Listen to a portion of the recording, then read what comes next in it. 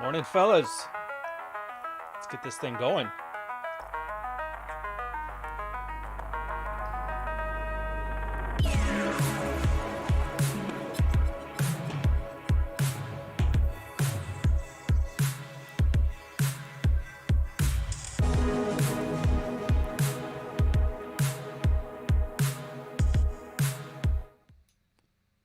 And I think that's it. There we go. Welcome, boys. Welcome. It's Red Morning. Hope you're enjoying your nice Saturday morning. I know some of you guys are probably working morning shifts on the weekend. Poor bastards. Some of you guys are working out. Hope you're enjoying your nice workout with some soothing ASMR red pill vibes. Some of you are just getting up, putting it on while you're getting your coffee. Some of you have been up all night, you filthy gamers.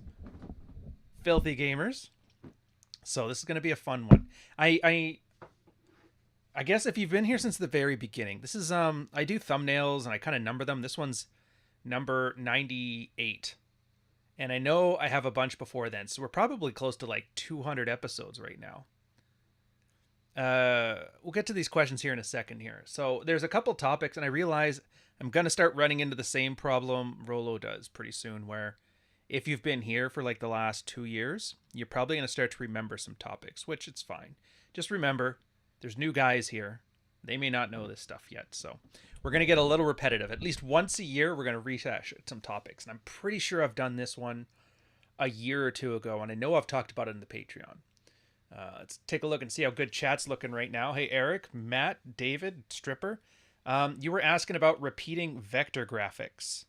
Are they royalty free and where can I find it? Yes, they are, and it depends. There's actually quite a few different ones. Like, let me see if I can pull it up. There's actually, the ones are LED, and they're, it's called Effects SD. Oh, no, wait, no, it's not the Effects SD one. It is, where did it go? Dude, I can't remember where I put them. Damn it, I can't remember. Anyways, it's this place. You look, it's what do they call them? LED transitions. Like they took like the old Sony LED systems and they recorded a bunch of stuff and they added on there. It's a pretty neat one. But more often than not, if you just look up like vector graphics, you'll be able to find the stuff. And that's most of where I get for the mids watch. Sometimes there's like all kinds of random sources. Like at one point I used this Russian animation from like 1976 and I play around with it. There's a little bit of derivative work from Beyond the Mind's Eye, which was something I got addicted to as a kid in like the 90s. It was like this, it was Fantasia for computer graphics, but yeah. Morning, old boat. Listening on the drive back to Florida, hauling my new home after the hurricane. Dude, you're getting a whole new house, Brent, to you? That's awesome. Congratulations, sir. I'm proud of you. Anyways, enough messing around. We got some good bants, but we have episode and we have stuff to talk about. I was thinking failed parenting strategies. So this kind of, it got me started. Like first off, it's on the newsletter a bit this last week. So I'm like, oh, that's not a bad idea. And again, most of my ideas come from just engaging with people on Patreon or on Twitter. In this case, the Twitter one was the guy making fun of millennials for being weak with the standard thing. Like just be like the boomers, you know, they had it rough. And I was just like, I realize a lot of people,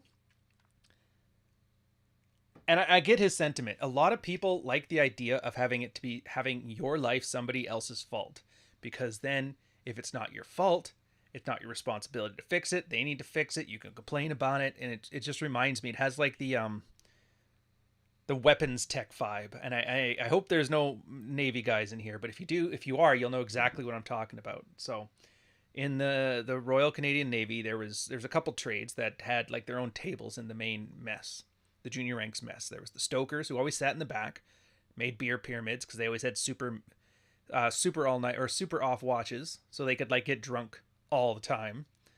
And the weapons techs, who sat the closest to the door because they only had time to come in, have a coffee, and come out. So here's something I remember very distinctly, because we were both on 1 and 2 watches. They would come in, they'd all grab their coffees, they'd all sit down at the table, and they would oh, what about my coworker? Oh, he's an ass, and make fun of him and call him a dick.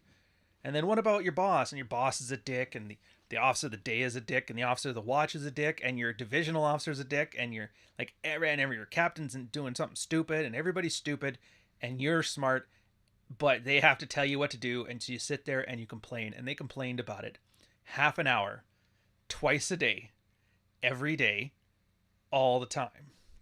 And then once they were done their coffee, they put it in the dishwasher, they got up and they went to work, and they went to work. And I remember sitting there one day, it was like midnight, and I was getting ready for work and trying to drink my coffee, and I realized like the Stokers are over there drunk having a party, the weapons techs are over here bitching about everybody, and then like the stewards and the RMS clerks and all the people that don't work for a living are watching.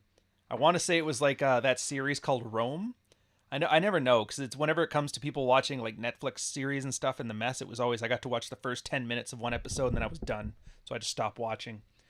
But I thought to myself, if I ever got to that point where I'm just sitting here complaining about how everything sucks and everything's against me and I can't do shit, that I'll probably just leave the military.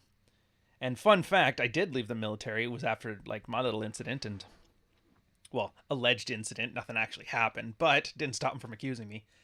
And I remember I was sitting there and I was just starting to like complain and complain and complain. And then I kind of just got up and I'm like, you know what? Fuck it.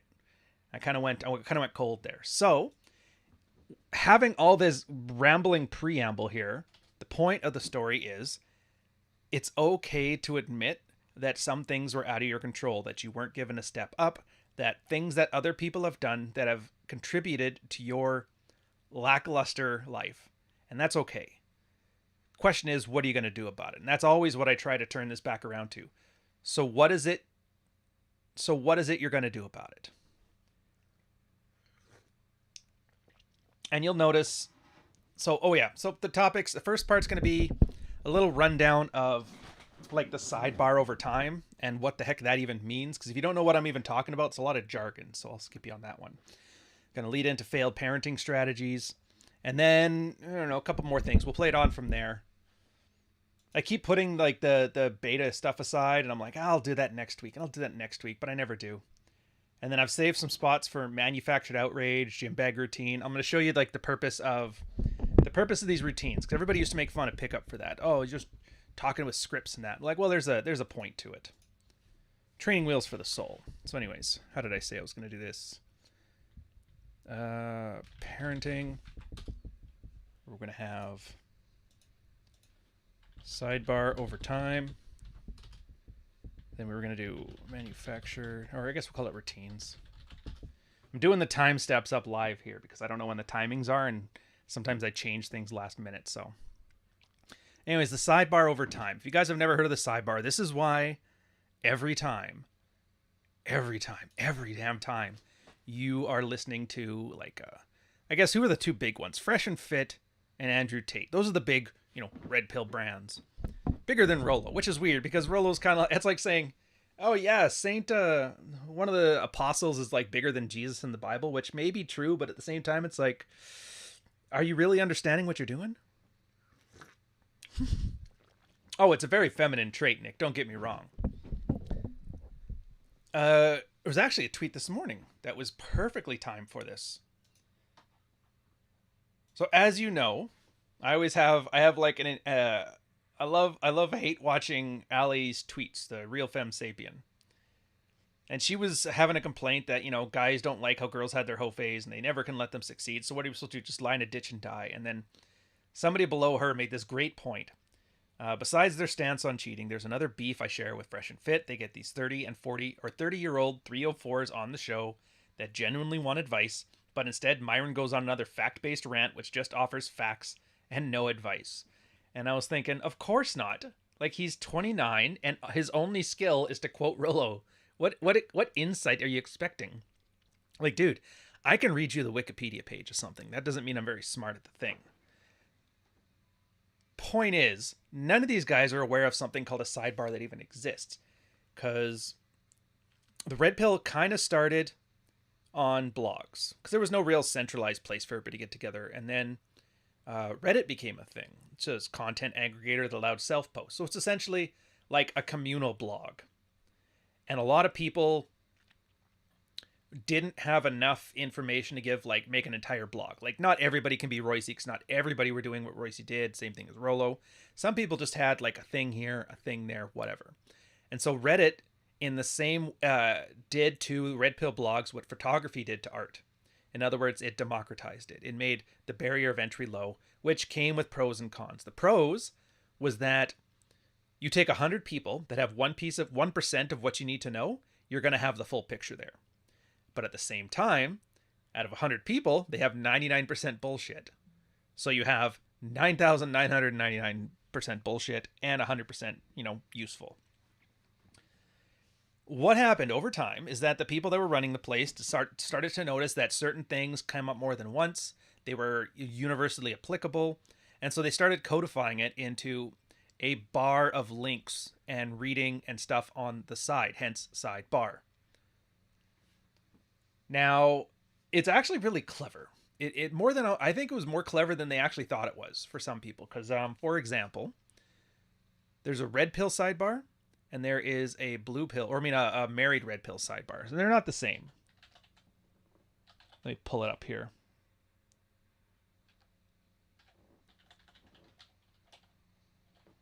/R. Jeez. Don't ever type in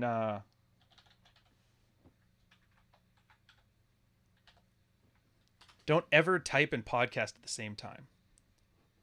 There we go. And so it literally gives you, like, what people were noticing is that everybody who was, getting zeroed out, try to sort out their stuff, maybe young guys who have never had sex before, they're avid, frustrated chumps, they find their way here. How do they find their way here? And it would start with very basic stuff, like why you're lost. A great explanation is something to put into words, like you feel a malaise, you're never sure why. Where's the first one here? Confessions of a Reformed Incel, which to date, it's on my sidebar series is essentially breaking down these ones and adding supplemental data because things have changed over time. But I would say probably one of the best articles from there was Confessions of a Reformed Incel. It was this guy, M3. He was from back in my pickup days, like in 2003 and stuff. Although I guess I started like 2005. I don't know, somewhere around. Anyways, it's the 2000s. And he talked about for 12 years. He had nothing, no female contact, no sex, no nothing. He was angry, he was frustrated. All of the stuff you see incels and black pillars and doomers talking about today, he was doing it back before it was cool. And then he explained his story where he learned pickup, mystery method, I think. And then he managed to get laid. And it was like, okay, but then he basically turned his life around. And it's a great hook to suck you in where you're like, oh, okay. So like this guy was incel, involuntarily celibate for 12 years. And he figured it out. So if he can figure it out, I can figure it out. And then they kind of lead you through the same journey other people did. You'll get Michael's story, which is those guys who have like the traditional conservative idea of a white picket fence with their waifu virgin who's barefoot and pregnant sitting in the kitchen making dinner and popping out another kid and showing that it's completely detached from reality. Then you have the manipulated man, which is Esther Villar. And here's the part that I found it's interesting about it. And this is why I'm talking about the sidebar over time. So you're walking a guy through your hero's journey, right? Hey, just so you know, this guy, horrible situation, turned it around using the stuff that you're going to read about in here. Oh, that's cool. Michael's story. The guy who had a horrible idea of how his life should progress is meeting the cold, harsh face of reality. Oh, it sounds good. Manipulated man. Hey, just so you know, women are beneficial and you are not, and you're disposable, and these are all the reasons why. And it gets you a little bit mad because you realize, like, dude, yeah, like I've always felt irritated, angry, but I've never like been able to articulate it. And then, okay, oh, bye. Here's Rollo Tomasi. Here's some stuff. Here's some mental models. Go read this up. Start learning some games. Start getting your act together. And then it kind of goes from there, which is great, ideally. Most guys just get stuck in the anger phase and they never leave, but what can you expect? Here's the fun part. The fun part is when you first read that, like you first read Manipulated Man, you're fucking angry.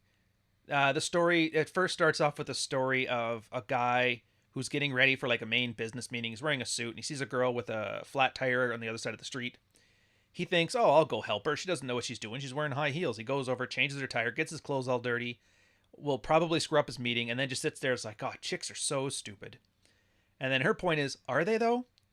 She basically got somebody who doesn't know who she is to change her tire and get himself completely filthy in the process and kept her looking fine. Who's the idiot in this one? To which I kind of like made an example of that with my seminal work. Seminal work. The smartest dogs are the easiest to train. So you first read that, and you get pissed off because you see all the ways that women have privilege. I'm gonna steal that term. All the ways women have privilege, and then all the ways guys don't have privilege. And you're like, yeah, fuck these hoes. And you get in there, and then you come back in like a year after you've gotten it out of your system. You're God, I'm not comfortable this morning. Gotten it out of your system. You're getting laid. You're working on your marriage. Whatever it is you needed to do to get where you want to be, you're there. And you go back and you read it, and then you're like, you kind of see it in a different light. You realize like it's not, men have it so bad and so horrible, and this is bad, and women are Jesus 304s fucking hoes. You read it again, you're like, dude, this is a pissed off feminist who got kicked out of the feminist club and started the MRAs. That's how you look at it, and she kind of did between Herb Goldberg and Esther Villar. I don't know if there was anybody who was like previous to that, but it was essentially feminists who got kicked out of the feminist club decided to weaponize masculinity, creating men's rights advocacy. That's why you'll notice it's always like the same feminist talking points, just spin for male. Like literally flip a coin. Men and women are the same, right? It's ridiculous. It all started with Roger Tabasco for me. I like that one. I might steal that name. And so this is what happens over time. It's like you grow and you mature and you realize. So I don't know where you guys are at. I know where some of you are at. I recognize you from Patreon, but some of you guys, I have no idea. Do you get laid? Do you not get laid? Are you married? Are you single? I don't know. But I will say this.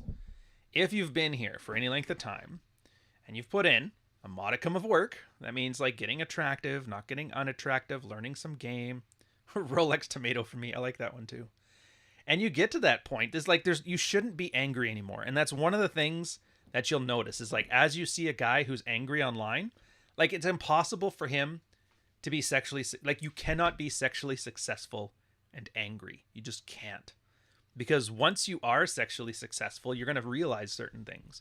Like one, all of that hardship you raised to believe yourself on, it's irrelevant. It's nothing to do. Don't take it personally. It's just the game. And you're like, oh, okay. So like if I was a fat married guy and my wife didn't sleep with me, right? Yeah, well, she's got 20 pounds extra too. It's like, yeah, but girls are attracted to what they're attracted to. And if it's not you, it's not you. It doesn't matter if she deserves it or not. Nobody thinks about this stuff logically. So you make yourself attractive. And then all of a sudden she complains less, she bitches less, she sleeps with you more. Maybe that doesn't work. Maybe you have to do a little bit of emotional stuff. Like, and I'll talk later about like manufactured outrage and gym bag routines and that kind of thing. But when you engage a girl emotionally, she becomes attractive, then they start acting better. And then you'll notice those same tips and tricks and strategies and mental models that you used to sleep with a girl, to rekindle your relationship, to fix your marriage. You start noticing the same principles. Obviously, you remove the sexuality from them, but the same principles work when you're talking to your boss at work. They work when you're talking to your kids. It turns out that like this is like the greatest bait and switch for men ever. You're sitting there. It's like, I just came here because I wanted to get laid, but it turns out I got like an introspective look at the human condition. And how wonderful is that? Absolutely wonderful. Like, there's a reason Corporate Land was like a series on there, because everybody was noticing, yeah, the same way you game your wife, you can just game your boss. Oops. Don't mind I gotta get a better stand, something that's a little more stable.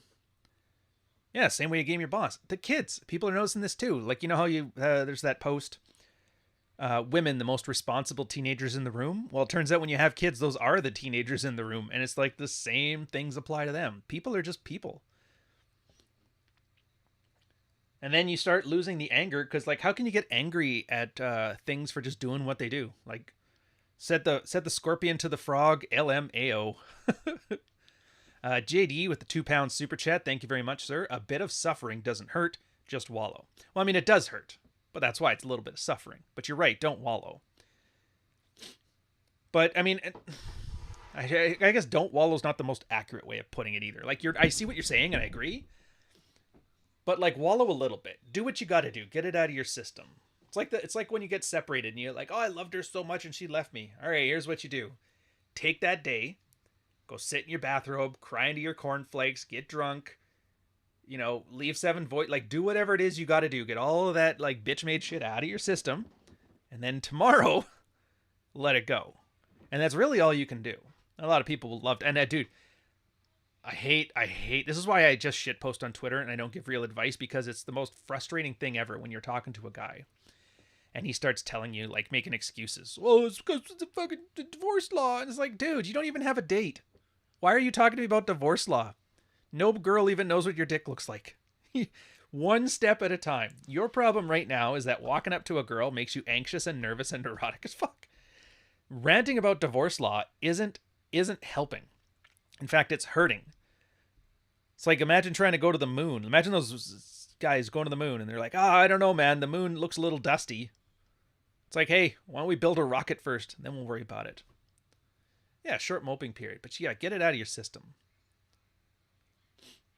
Most guys discover that and never move on. Yeah, I don't know. Look, you have to accept that most guys just aren't not only are not going to make it, they don't want to make it. Come on. They don't want to make it. They have no desire to make it. I have no interest in making myself better. I just want to yell and seethe because it feels good to be angry, because it's a strong feeling and it feels great. Men are being raised as defective women, and it turns out, how does Rollo puts it, that indignation where chicks just like get off on hating their kids and hating their husband, and it's like it makes them feel alive. Or that Mad TV sketch with Tickle Me Emo. Remember that? Tickle Me Emo? I cut myself so I feel alive. That's what we're at now. Guys are literally online and offline cutting themselves to feel alive. They're looking up. Imagine that. You're here to some male self-improvement space. Thank you, Jayak, Jeac, $5 super chat. Keep it up. I absolutely will, sir.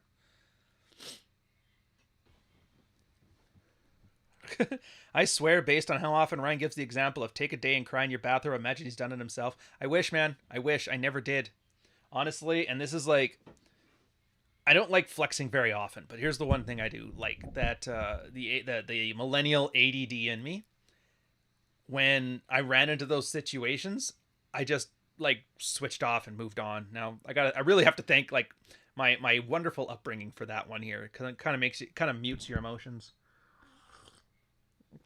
But yeah, I really just like it how you can just move on. But I could tell stories, but it's not about me. This one's about you. Now, I like that example, and honestly, this is the fun thing. And it's been ever since the when I first went to that Florida convention we shan't name. Who's had some more troubles lately? Oh, heaven forbid. Most of the time you'll just hear the same story 5 or 6 times from 5 or 6 different guys, and you realize like that is common enough that you can use that as a reference. So the crying in your bathrobe one, I've heard it like a dozen times.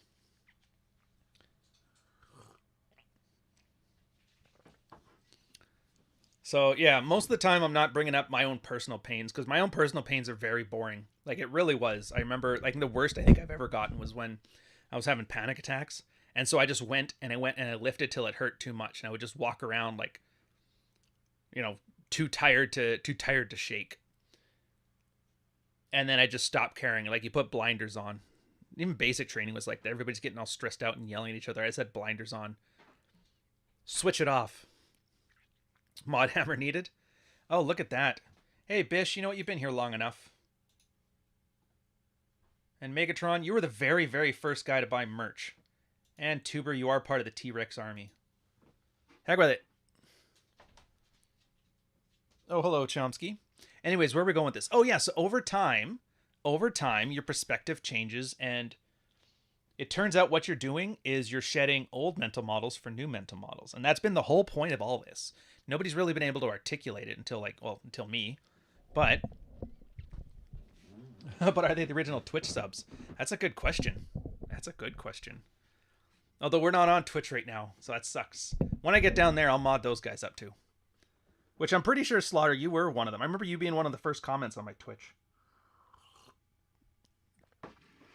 Where was I going with this? Oh, yeah. So over time. And it's, look, you're a fat guy. You act like fat guys act.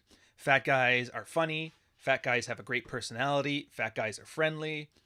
And they have to act that way because they can't act the way like Chad would act, because it would seem weird for a fat guy to do that. And so they have their own models of how they act and how they engage the world.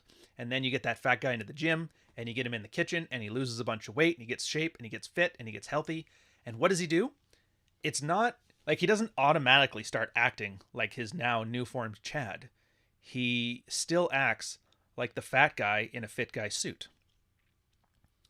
And that's a problem because now you're going to see a guy who's in great shape, but dude, he's so nervous around women. He's jacked. What's he doing? Oh, he's afraid to approach. He's trying too hard and all this stuff. And you realize, yeah, it's because you can act to change who you are, but if you don't change the underlying mental models that anchor your decisions, then you're always going to be the fat guy in a fit guy suit. And so that's part of the reason why I spend an inordinate amount of time with the red pill stuff talking about not even mindset, but how to reframe the mental model. A mental model is just a narrative structure that you use to anchor your decisions, if you guys don't know what that means.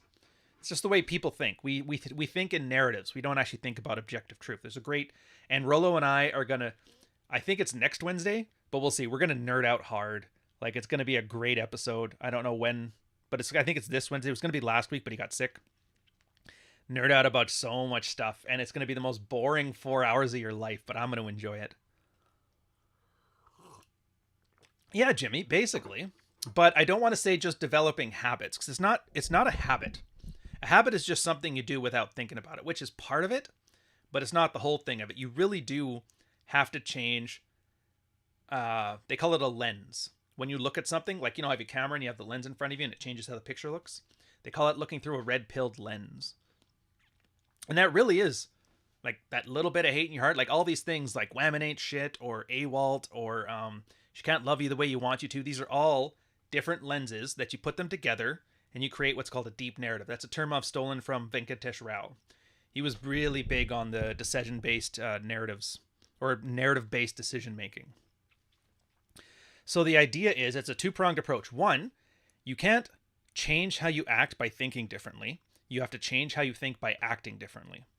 So you have to do things. That's why it's always like, do you even lift, bro, is so important, because it's like, if you can't get that done, you can't get anything done. Then as you're doing that, you bring the mental models along with you, so that way you're not sitting there as the fat guy in a fit guy suit wondering, why won't the girls like me when you got a six-pack? No, you're moving your headspace and your body space at the same time forward. And nobody does this because work looks difficult and is dressed in coveralls or whatever the saying is on that one. So you'll always get one of two things. People are talking about like The Secret and you got to believe in your all that like feminine shit. And then you get the other side, which is extreme ownership. Everything's your fault and you need to like kill it with fire. And then all you're doing is you're building guys who think they're very smart but are retarded.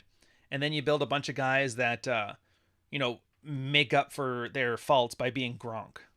It's like, no, it's like and I love this. It's a co-op program. Change the way you framed it, change what you're doing, and then the two kind of feed off of each other.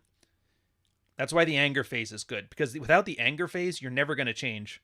You're never going to change your perspective on women, your perspective on life, your perspective on money, your perspective on self-worth, your perspective on anything. Because you're so busy worshiping the woman of Willendorf that you can't, you need that little bit of hate in your heart, Just a little bit of hate in your heart. Enough that you stop treating women you stop deifying them. And then you start treating them like human beings. In fact, this is the greatest saying I think I've heard in forever, where it was the biggest misogynistic attitude about the red pill is the horrible misogynist idea that you treat women as human beings. That's it. Don't give them crap if they deserve crap, whatever. But at the same time, more often than not, it's like her running her mouth doesn't affect you. Just walk away. Like, all right, wish you luck, sir. Good luck with that. A little hate. You just need a bit. That's it. It really only do need a bit. Yeah, thank you, sir. I think I might give some feedback regarding the 34 to 40 chicks next week. Oh, that's good to know. Solutions don't make money. The red pill entertainment is where it's at. Sure. I mean, selling crack makes money too, but it's a nonsensical statement to me. And my always response is like, so what? So? Showing your tits online makes a great amount of money too. So? We all do what we do. Besides, I've seen examples. Dude, if Jordan Peterson can make himself a fortune by telling you to clean your room, I highly doubt there's not a lucrative market for infotainment and educational stuff. There just is. There's just no way you can't convince me otherwise. Yeah, you have to have a personality to carry it through. It's fine. Whatever. Oh my god, I have to be presentable in front of the camera? What the fuck? Yeah, you got to wear your Red Morning merch t-shirt. Link in the description. Hey, what's up, Sam? Or Ali. Sorry, I was going to call you Fem Sapien. I called you Sam. Actually, you know what? This is, since we're on this, a perfect example. So she gets accused of all kinds of shit, which is funny. Whatever. I always get accused for simping for her. Mostly because she's pretty good. She's got the good talent of trolling average frustrated men and getting them to spurg out online. It's brilliant. It really is. Like, if I was a girl, I'd probably be doing the same thing. So I enjoy it because it gives me a great opportunity to point out how stupid men are. Because it's like, everybody in this space is so worried about how women ain't shit. And I agree. Most women ain't shit. But you ain't shit either. Now, here's the thing. What can you control? I can't make women act right. I can't hold women accountable. Nobody can hold women accountable. But you can hold yourself accountable. You can fix you. So why are you so focused on how crappy women are? It's like, really? Like, dude, trust me. I know. I think I was talking about this on Thursday for the Patreon. How... like, I don't remember my notch count. The whole point of, like, when you read Fuck Files, chapter 1 was literally me running into a girl I had already slept with that I had no recollection of. So at that point, I was, like, always obsessed about my notch count. And then I realized, well, I'm not going to remember it anyway, so I just have to give up, like, caring and then just enjoy self. And that was like the watershed moment for my dating life. The day that notches didn't matter anymore. Where was I going with this one? I was just starting to think... oh yeah about the women. Yeah, so at least 30 women I have dated, slept with, fooled around with, whatever. And out of all of them, well, it would have been more than 30, but I don't know how many more. That's the point. The point is, at some point, I know it's less than 100, probably less than 50, but over 30, somewhere in there. Anyways, out of all those girls, there was one that I even had an inclination to start dating. One. So you're talking, like, let's be generous and just say 1 in 27. No, 1 in 28. 1 in 28. That's not good odds. That's less than 5%. You have a better chance of running into somebody who's like a serial killer. So, this was in like the 2000s. So I'm assuming, women are even worse now. And sure, granted, maybe you live in the States and women are trash there. Fine. But you got to admit, if it's like 1% chance, then yeah, I get it. It's dire. It sucks. It's sad. But what else are you going to do? Dang, what did she do wrong? Fumbled to play. Damn football references. You got to confuse me with your sports ball. So yeah, it's just a numbers game. You have to get out there and you have to experience every horrible woman that ever existed, because you're not going to tell the difference between one that's good for you, one that's invested in you, and one that's not, unless you've seen every bad thing there is to see. And yeah, so all these whammon ain't shits, I would argue it's kind of nice.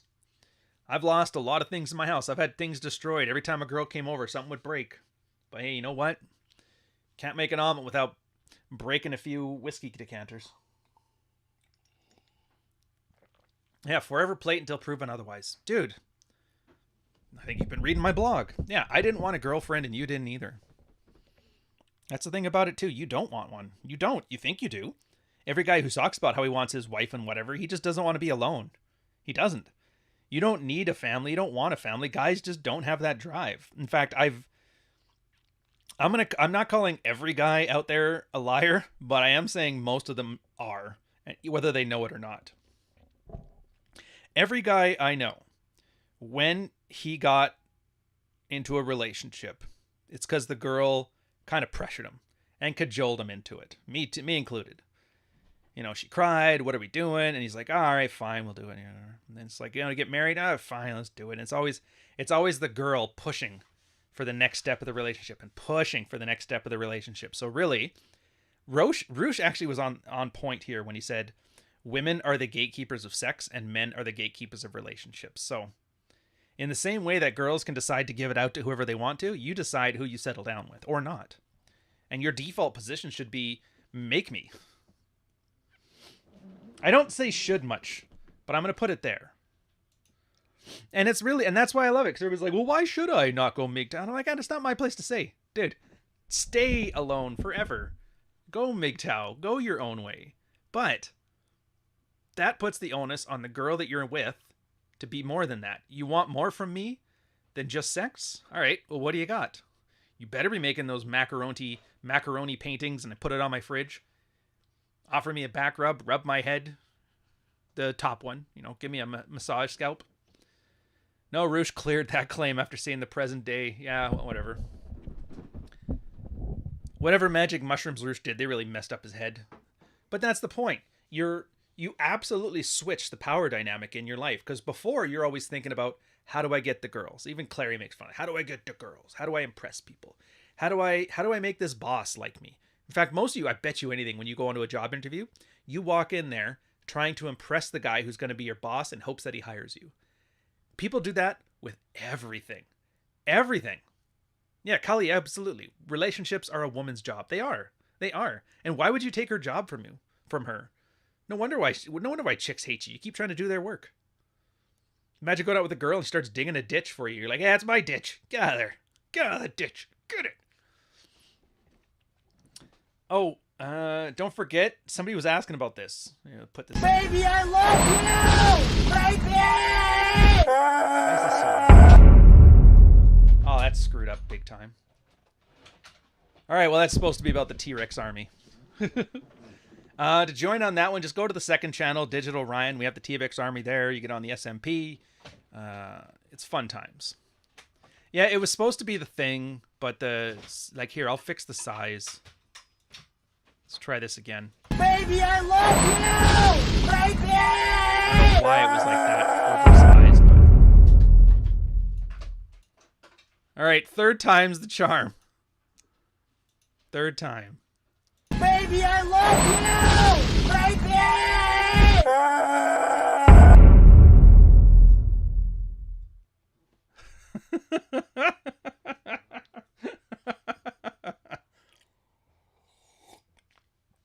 Advertising, marketing, gotta love it.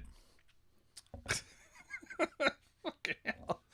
But by the way, check it out. Every Friday we have all the guys like Marty, where is he? Tuber, Avid Tuber, Dave Andis. We're all on there Friday. It's just a nice little gaming network. It shows like once you've gotten your act together, you got your sex life good and all that stuff, and then just enjoy yourself and have some fun. Here is the #1 channel. Dude, Marty is an awesome man. I'm going to pin that.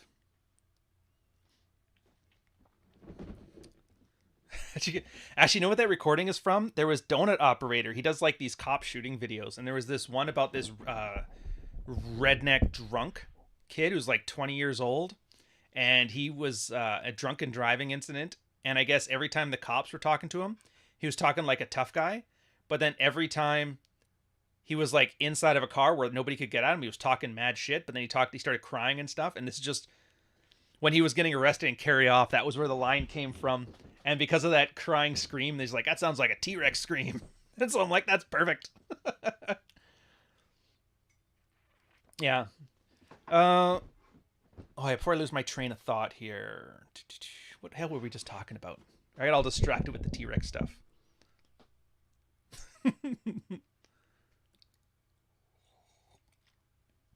Oh, yeah, a little bit of hate in your heart. So then you kind of realize this. Yeah, it's like it's her job. It's her job to want more from you. It's not your job to get more from her. And this is what I was talking about before, how a lot of guys find that, I was just doing this to pick up chicks, but now it's like working in the world. You change your frame of reference from girls, from I like her, she smells nice, she showers every day, to, what are you offering me that's worth my time? And you can try to fake that, but it's really hard. And that's why you have to be that guy that slogs it through the trenches to get a couple notches under your belt, because then, and I love seeing this. I see it all the time when I get like a new, like a graduating class in Patreon and they come in. You'll see the one guy, he's like just going through a divorce and whatever. And he kind of starts off with like a slump buster, like a 4. Like, you know what? It's been a bit of a dry spell, whatever. You got to do what you got to do. And I'm like, awesome. And then he gets that one, and then he gets another one, and he gets a third one. And then he realizes he's got 3, like, below average women, but he's like, all right, the woman thing's checked. And then he runs into a hot chick. And then he realizes at some point with the hot chick, he's like, Like she's giving him grief, she's acting all demanding, and he just doesn't care. He's like, look, you're hot, sure, but you're not hot enough for me to put up with this shit. I would rather deal with the 4 at home. That's like, all I need to send is WYD on a text and she comes right over. I don't need your shit. And once guys start acting like that, like they actually are the prize and it's on the other person to show value for them, it changes the whole dynamic, because it turns out people really are sheep in search of a shepherd. Like I am, if you're ever in doubt about how people want guidance from authority, then 2019, 2020, and 2021 should have showed you how wrong you were. How wrong you were. Everybody wants somebody to tell them what to do. And then once these guys start acting confident, assertive, attractive, of value, that other people are more than happy to offload onto him. Yeah, they are. And I'm not even saying this as like, it's not a bug, it's a feature. Clearly that's how people are, a social species, so it works that way. Women, you kind of want them that way, because if they weren't that way, you'd never get anywhere with them. Imagine a strong, independent woman. Not like the deep-seated insecurity that pretends to be strong and independent. I mean an actual strong and independent women. They would probably be the hardest women to game, because they don't need or want anything from you. So yeah, it's just, that's why narcissists are no fun to date, especially for a guy. No, we're not doing the sheeple thing. Women overshare. Ask me how I know. Yeah. Just accept it for what it is. It's borderline personality disorder, dialed down to like a reasonable level, like a 5. Turns out narcissism and borderline are like peas in a pod. I gotta adjust myself again because everything's so uncomfortable. There we go. Peas in a pod, man. Borderline personality disorder, ultimate need for validation, borderline personality or narcissistic personality disorder, the ultimate need to be the strongest identity in the room. Welcome to the club. You put those two things together, match made in heaven. Of course, this means you need BPD chicks and NPD guys together. I would argue it's probably better to tone down your NPD to like a 6 out of 10, 7 out of 10, and then you find a girl that's like a 3 out of 10. Borderline. How does that work? Well, it's because she's got a little bit of a need for validation, and you have a little bit need to be the dominant personality. It's kind of the way people are. I just described social media. Social media isn't like a perversion of the human condition, man. It's just an amplification of it. That's it. Yeah, and that's probably the least stressful personally. Well, it's not even that it's the least stressful. It's that when you're in that position, you just react to stress differently. Ryan, ready to drop my dancing monkey game Gumroad course? I hope so. Hope so, sirs and madams. Anyways, 43 minutes, and I didn't even do the second one yet. The failed parenting strategies. So I'm going to quickly finish this one up, and we'll go there.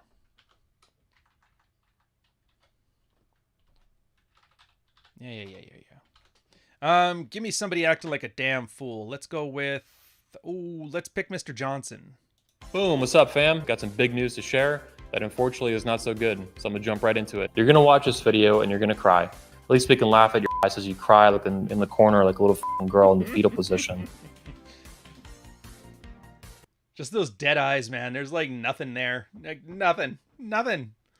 If you don't know who he is, consider yourself lucky. Somebody in the chat who's been around for long enough can tell you. Well, here, and then Jack's like, I'm drawn to those resting bitch face independent girls. It's because they're not independent, dude.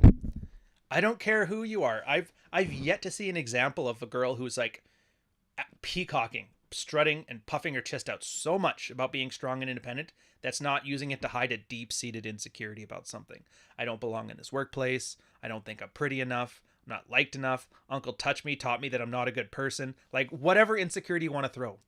Like, it's painfully obvious when it's a guy. When you see a guy here ranting about, I'm a fucking alpha male, don't fuck with me, I used to be infantry, and you're just like, oh, for Jesus Christ. So with guys, that's easy to see. With girls, you just got to realize you stop taking them at their word. Admiral Rodcocker, why isn't the mystery method on the sidebar? Because that's pickup. It does, honestly, and it doesn't really matter which system you use. Like, you got mystery method, you got London day game model, you got Troy Francis's gig, you got everybody has their own little thing, right? But they're just training wheels. So just pick one. Doesn't really matter which one. they don't want to take like a specific role on like, you must use this one, you must use that one, because sometimes you don't even need any of them. You just have your own.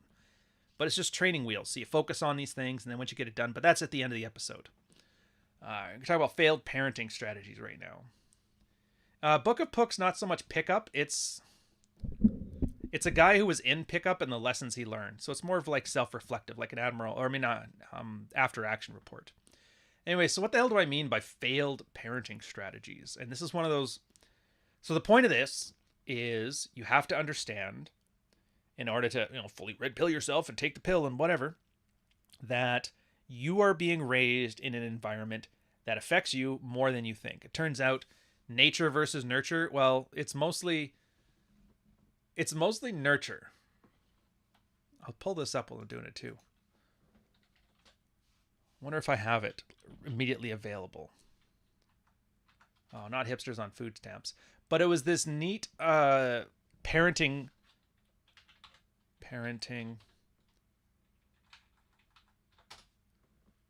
It was this neat study from a psychologist called The Last Psychiatrist, who does a blog on here, where he talks about parenting textiles versus mental disorders.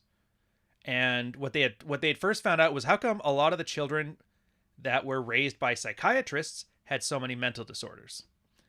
And then it kind of moved on from there. And what it found out was, like, for those parents, they weren't parenting their kids. They were psychoanalyzing them. And so the parent was stable and stable and stable. And like, none of my psychological tricks are working. And then when the kid finally crossed the line, I just get mad at them. The problem is they waited so long that it's completely detached from the negative stimulus that you want to correct in the children. So the kid just gets raised with like random anger at random times, and it messes with their heads. And it turns out they built, like, neuroticism was just huge.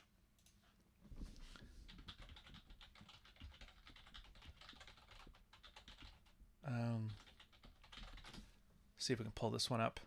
There it is. Parenting and personality disorders. So I'll provide a link to you guys. Where is live chat? You can read it if you want on your own. I think you should. I'm just going to sum it up quickly. So there's the chart that's in here. Because I could put it up. All right, where am I going to put it?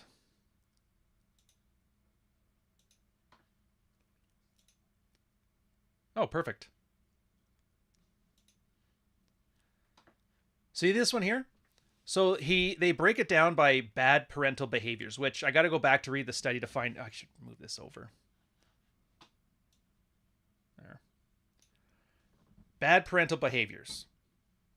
Don't worry so much about that one specifically, because like anything that you would consider bad parenting, you put in there. And then they show the types of problematic parental behavior during the child rearing. In this case, there's like anywhere from 0 to more than 6 different bad parenting behaviors. And then the prevalence of all these different mental disorders, right?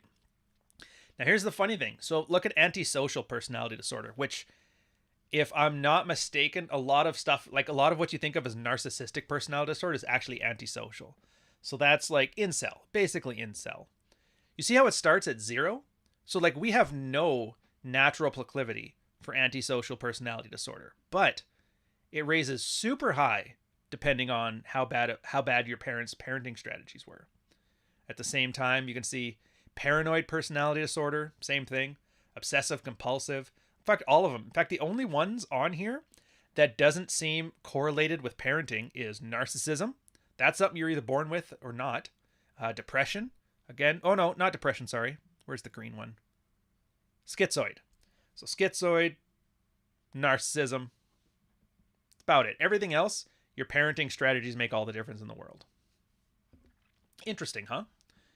So what's the point of all this? Well, for the most part, how you were raised will define what you are. And here's what I mean by failed parenting strategies. So Glover talks about this in No More Mr. Nice Guy. He starts it off with, like, men haven't been around to raise their kids. And it's not because of divorce law and all that shit. It actually goes, it's basically the Industrial Revolution.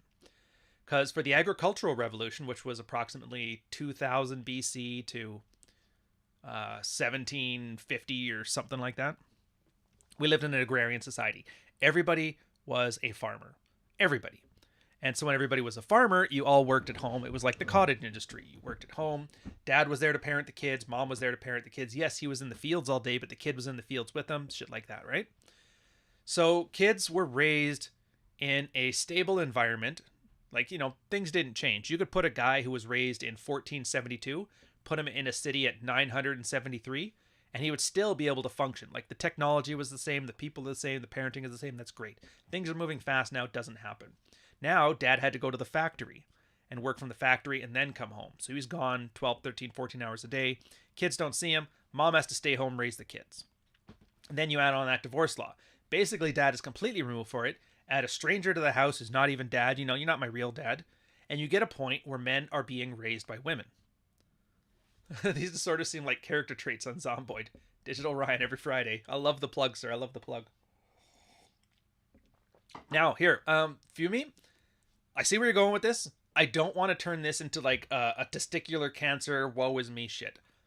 This is strictly an illustrative example.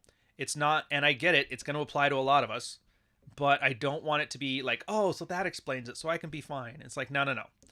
This is just letting it know that these are the situations that change it. It's mostly environmental, and the fact that it is environmental means it's easier to change than stuff that's innate, Fucking dogs. So in this case, you now have mom being the predominant child rearer. Now what happens is men tend to raise children with rules. Down. Like, I don't care, just, do your homework, stay in school, go to bed on time, do these things, and then you'll be fine. Obviously, there's bad parents too, but in general, the male condition is rules-based. Because they need, in our hunter-gatherer roots, our DNA, guys need more attunation to objective reality, Because we have to go hunting. And if you just can't hunt on feelings. You have to, I know how spear arcs work. I know how distance works. I know how animals work. I know what things I hunt that give more meat than others, and which one's going to stab me in the heart with a horn if I try to mess with it. All this stuff. Women don't have that. They're communal. They live at the house. They talk with the other cave women. And so their ability to navigate social situations and build consensus for them is life or death, whereas guys, objectives. So that's the problem, is that women tend to have more of a character-based parenting strategy. Good boys and bad boys, and do the right thing, and like whoever's in charge makes the rules, right? So you put a kid who is life or death is based on his parent approval and not abandonment, and that messes with the kid's head. That's why you get all these like neuroticism issues popping up, because when women are raising guys, they have these failed parenting strategies. They're not letting them be stable, because kids need to understand the world. They want predictability. Whether they know it or not, they want predictability, because then it allows them to make choices and have the consequences for it. If I touch the stove and it burns my hand, don't touch the stove. That's your lesson. I'd never touch the stove because I will burn my hand. And then the kid is able to walk through life never touching stoves. But with the mom, her parenting strategy is good boys don't touch the stove. Bad boys touch the stove. And so for him, it's about who's in charge and who makes the rules. A great example of that was like chicks who raise their kids off of tablets, or phones or whatever. Get off that damn phone. It's going to rot your brain. Go outside and play. And then the kid goes outside and plays. And then the kid's bugging her. And she's like, oh, just take the tablet. Get out of my way. So the kid doesn't learn that sometimes being on YouTube on the tablet is good, and sometimes being on YouTube on the tablet is bad. He's learning whoever's the most powerful person in the situation makes the rules. And in this case, it's the mom, or it's the woman in his life. His sister is bossy, so he follows her. Mom is bossy, she follows him. Dad's not around, so he can't listen to that. Goes to school, female teachers, all this stuff. So you get to the whole point that some guys have raised their entire life without a single male objective-based authority figure in their entire lives. And so all that they have learned is how to appease women. And when you find these guys are reaching the age of sexual maturity and no girl wants to sleep with them because of that, then yeah, this is basically the incel in a sort of certain way is almost getting zeroed out himself. You have a worldview that you were raised on as like life or death. This is how you live life. This is what's supposed to be. This is right and wrong. And then you're finding it's completely disconnected from the objective world. So I get why guys are angry. I get it.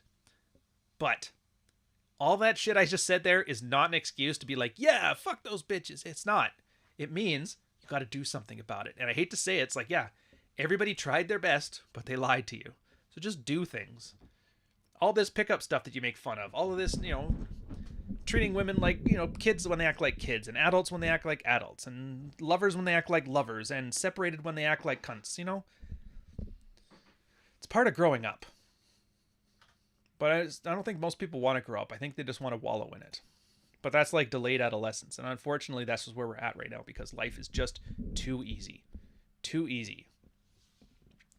Nobody dies. Nobody starves anymore. Do you know there's more fat people than starving people? And it's not even close. We shut down the economy for 2 years, and people didn't starve. They got fatter. Think about that. We literally shut down the earth, and then everybody got fatter. Like, you can't tell me that we don't have it easy now. We do. You don't have to do anything. You don't have to grow up. You don't have to buy a place. You don't have to start a family. You don't have to do anything. So most people just aren't going to do it. And I'm sure there's reasons that you want to or not want to, and I'm not here to judge anybody's personal decisions. What I am saying is that the result of these personal decisions is a delayed adolescence. There's a reason why me, full-grown man, has a gaming channel. It's like, come on, get with it. But I don't care. It's like, look, life's on lock. I got the girl, got the sex life, got the business, got the books. I get my work done. Yeah, how I spend my luxury time is how I spend it, whatever. If you want to look at loot crates or gambling at the casino or betting at the horse track, it's up to you. Pick your vice. At least the gaming one doesn't have you selling the furniture of your family. My wife works Saturdays. I'm the boss on Saturdays. That's just it. You're the boss every day. Now, you're the boss of yourself. Are you the boss of her or not? Well, that's up to her. But she doesn't have to be. Nobody has to buy into your thing. But that just means you have to make decisions on who do you want in your life. Like, do you really want somebody in your life who makes your life miserable, who fights you every step of the way, who wants to be your arch nemesis? It's like, no. But the sex is really good. Yeah, well, occasionally it's better to have a little bit less sex. That's just less hassle. I'm sure it must feel good to sit there on Fresh and Fit every day and constantly have to source out new hoes and constantly kick people off and constantly hire a guy to bring a weapon on a cast, but that just seems tiresome. It's like, dude, I don't need a Bugatti that bad. Plate the crazy. Yeah. Don't let her know where you live. Rent an Airbnb. Or let her know where you live and just lock the doors when she leaves. Don't let her sleep there. Don't let her know where the knives are. There's ways around all this stuff. Whatever. So where was I leaving off? Let's put another... Actually, you know what? Let's do something nice here. Let's do a book one. Charles Bukowski.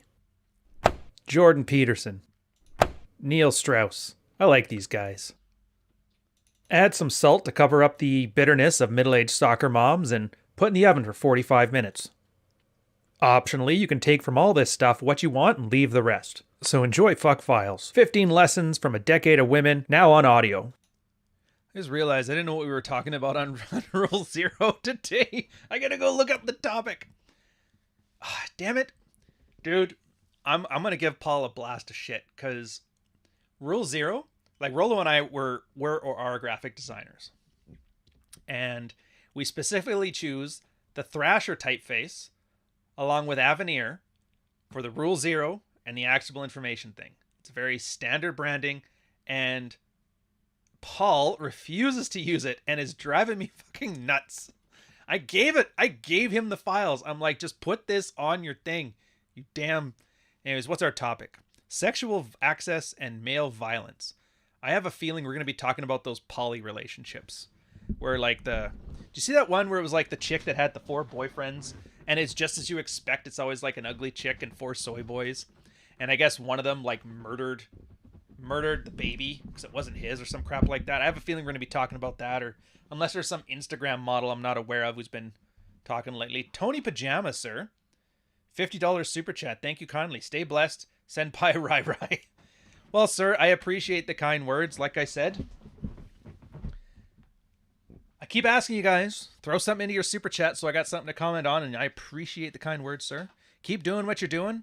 Love to hear stories about you guys pulling it together. It makes it all worthwhile, because God knows the shitting on woman thing doesn't do it for me. What is the SMP? Oh, okay, that's right, Matt. So you're new. The SMP is an acronym for the sexual marketplace.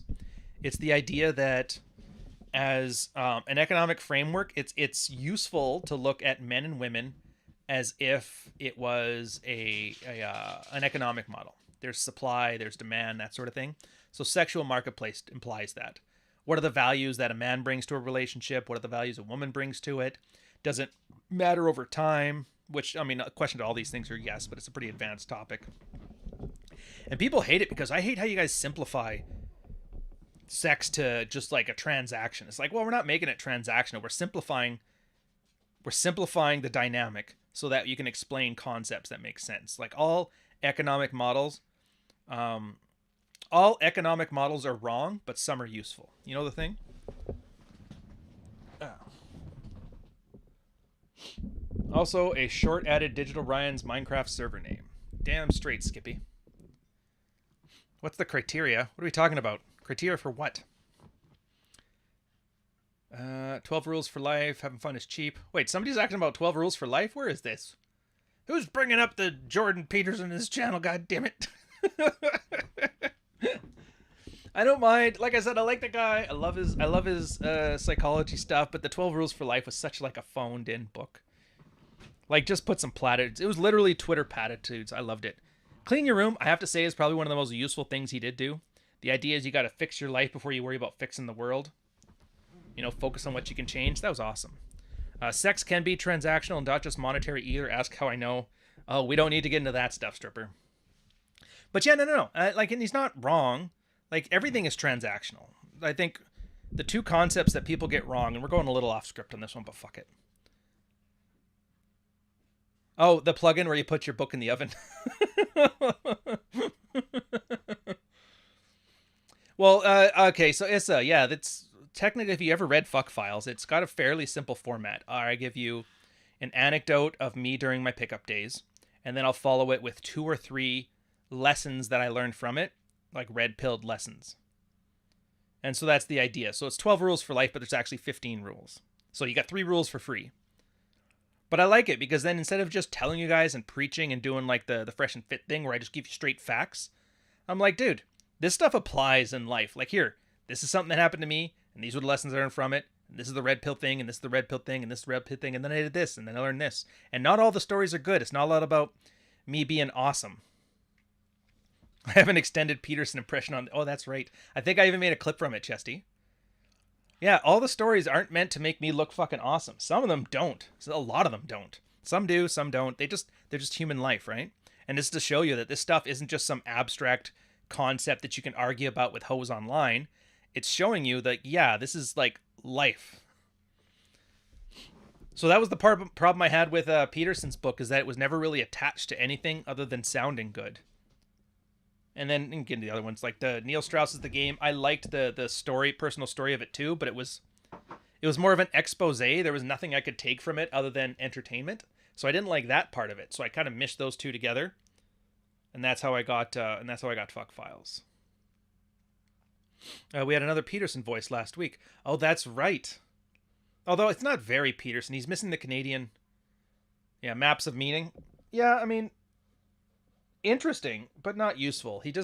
All he did was took the Bible and he did the same thing. Was it Ben Franklin did it, where he called it the truth and the teachings of Jesus of Nazareth or something like that. He essentially just took the Bible and removed any supernatural references to it and just turned it into like Plato's Republic. And that's kind of what the maps of meaning was. Yeah, well, Matt, here, if you're actually doing like your roadmap and you're red pilling yourself, don't worry about Fuck Files. Fuck Files is infotainment. It's not meant to stand there with like Rational Mail or Robert Glover or Manuel Smith. It's there to like entertain you. Eastmaster, $9.99 super chat. Thank you very much, sir. Just wanted to celebrate. I'll be quitting my roofing job and starting a trucking job November. Thanks for the content. Hope you see you on Tekken 8. Oh, you will. And congrats.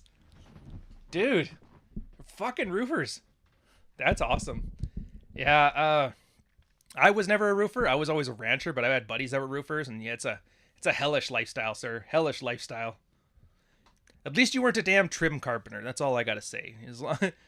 No matter what, it's like being in South America, where you find out that all the Hispanic cultures are racist against all the other Hispanic racial cultures, but the only thing they could all agree on was that they all hated the Dominicans, and that's like the trim carpenters of carpentry, of like the trades.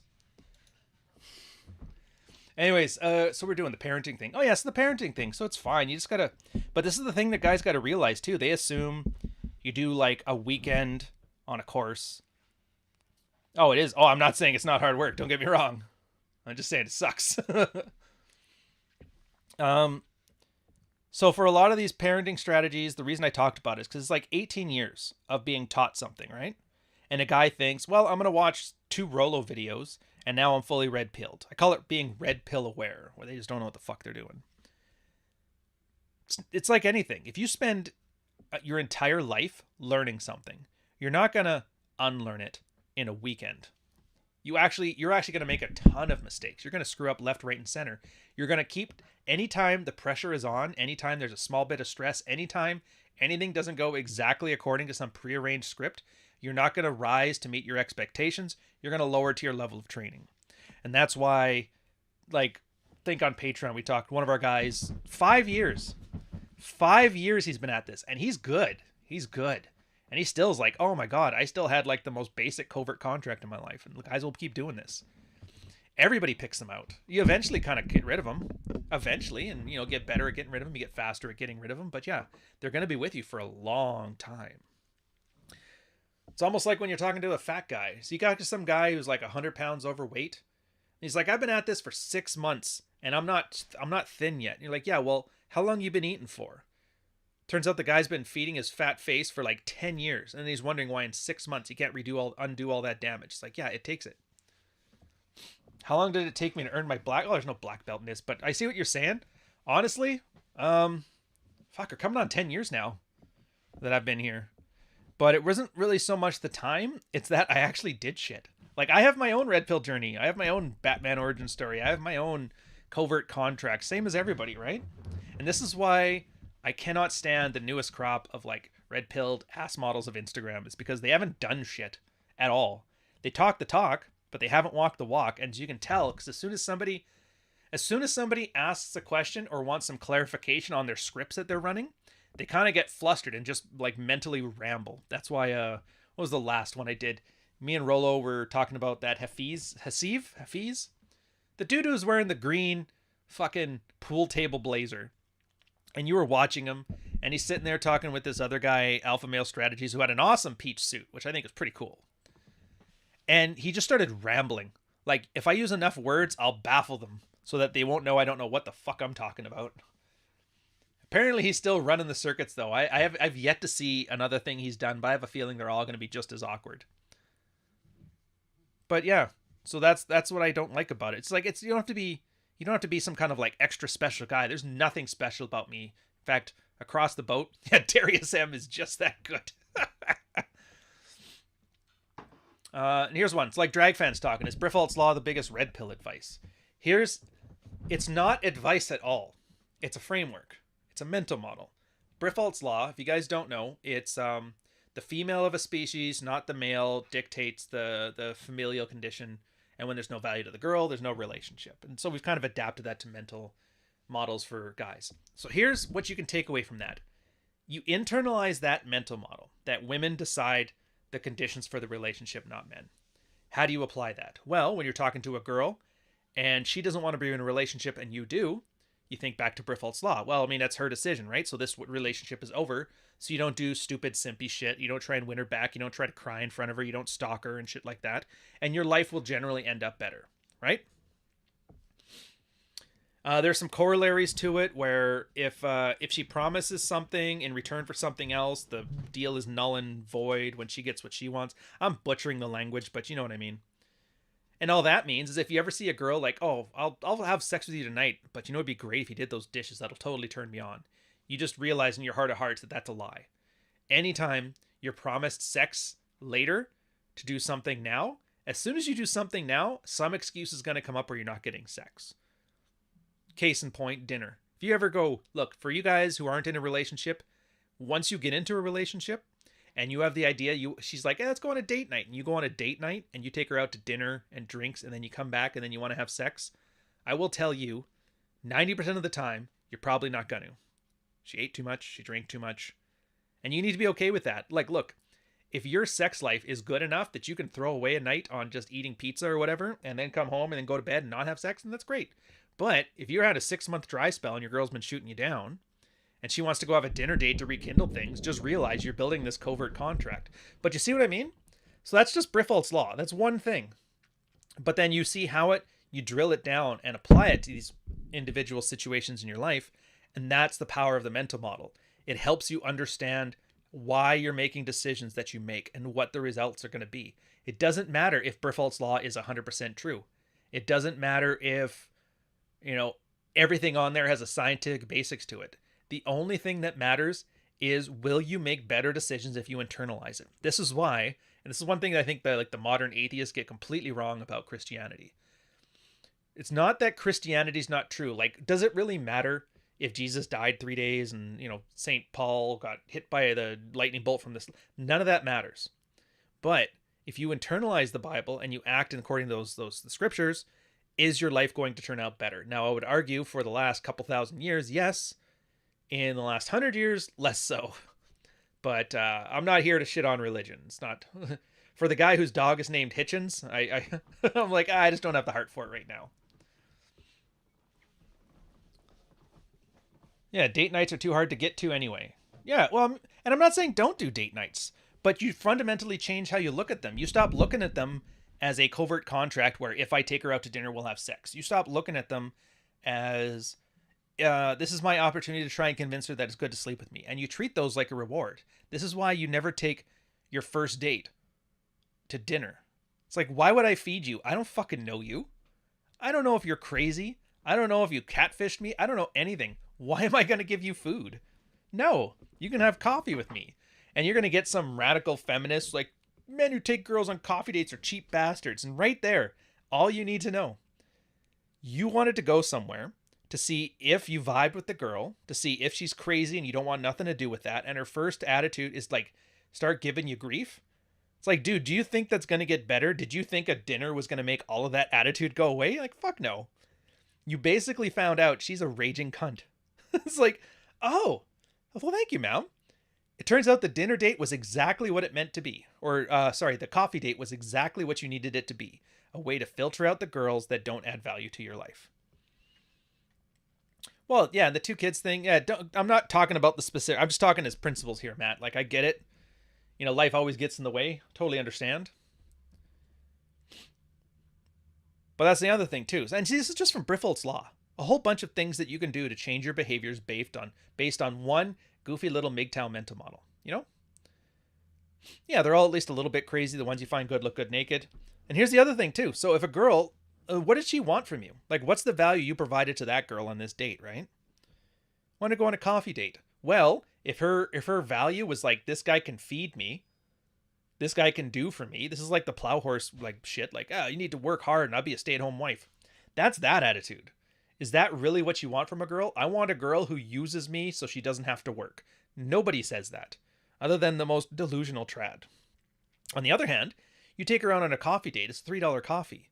She can get her own coffee. It's not a big deal. But what she values on this date is to see if the 2 of you vibe, if the 2 of you get along. Maybe she likes you. Maybe she's interested in you. Maybe she wants to know more. Maybe she's just curious.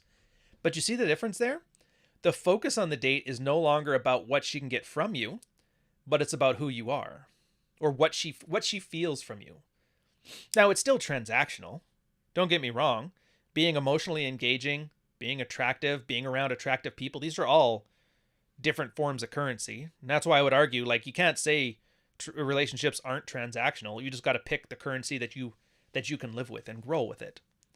So in your case, if all you have is to offer is a paycheck, then yeah, go on your dinner dates. The girl that will take all of your food and eat it, probably the exact kind of girl. She'll love you for your paycheck, and just hope that your industry doesn't get replaced by AI in the next 10 years. Because then you might have her as long as your job is good. That's the beauty about plow horses. When they're ready to retire, they don't get the golden harness. They get sent to the glue factory. So if you want to be a glue factory, you go, or be in the glue factory, fill your boots. I just want to date a woman with table manners. Well, if you don't see, I get you. It's funny. I've been in those situations where oh shit, I forgot how the etiquette worked again. You had to talk amongst your guys at the tables. What was it again? Outside to in for the tape, for the forks and the plates. That's the water. That's the wine. All right, we're good. But you can teach that to somebody. You can teach that to anybody. It's not hard. But No girl's going to want to learn it from you, Admiral Rod Cocker. Nobody wants to hear about the Rod Cocker School of Excellence and Etiquette unless they're invested in you. And that's why that dinner date is superior to the other dates, or the coffee date superior to the dinner dates. If she's invested in you, she'll want to learn the things that you enjoy. If she doesn't know table manners, she'll learn from you because she wants you to like her. She wants your validation. That's what girls do. That's the borderline thing. Transacting in the currency of dank memes is peak vibe. What the? Take that Zoomer nonsense out of here. Put the cup of water on the right, left, I forgot. Pretty sure it's the right. That's the problem, is I'm left-handed too, so for a lot of like the table etiquette, it's like counterintuitive for me. But you see, that's the point. Cross the utensils. Yeah, it's when you're done eating, you make a Q. You put them both on the bottom right. When you're still eating, you cross them. Who cares, really? Well, that's just it. You don't have to care, but you personally will care about things. It doesn't matter if they're good things or bad things. They're just things. And if a girl's invested in you, she will start to care about the things you care about. And so that's why you never do what girls want you to do. You do what you want to do, that you know is attractive enough that girls will want to come along, because you're filtering for people who are invested in you. Now, a lot of guys, that's why they do their little sneaky fucker game, because they don't have anything that girls would like to do with them. And so all they know how to do is like pretend to like what the girl likes in order to sleep with her. But that's the thing. You're missing the lesson there. If nothing you do has any girls want to invest in you and do it too, then that just says you're not where you need to be attractive-wise. It's like, oh, maybe stop being fat. Maybe start dressing better. Maybe take better showers. Maybe cut your hair properly. Maybe learn to string a sentence together. Maybe learn how to be more emotionally resonant. Maybe all these attractive and unattractive skills that you can learn or shed. If you don't have enough of them, then none of this stuff's going to matter to you, because nobody wants to invest in you. And that's really how all of this, like all the self-improvement stuff works. The self-improvement is to get you to a place where you can start commanding expectations from other people through the incentives that you offer. Like just being top tier dude. There's so few top tier dudes out there just by being top tier. And the bar is low for top tier. I should almost say like any tier, but top tier.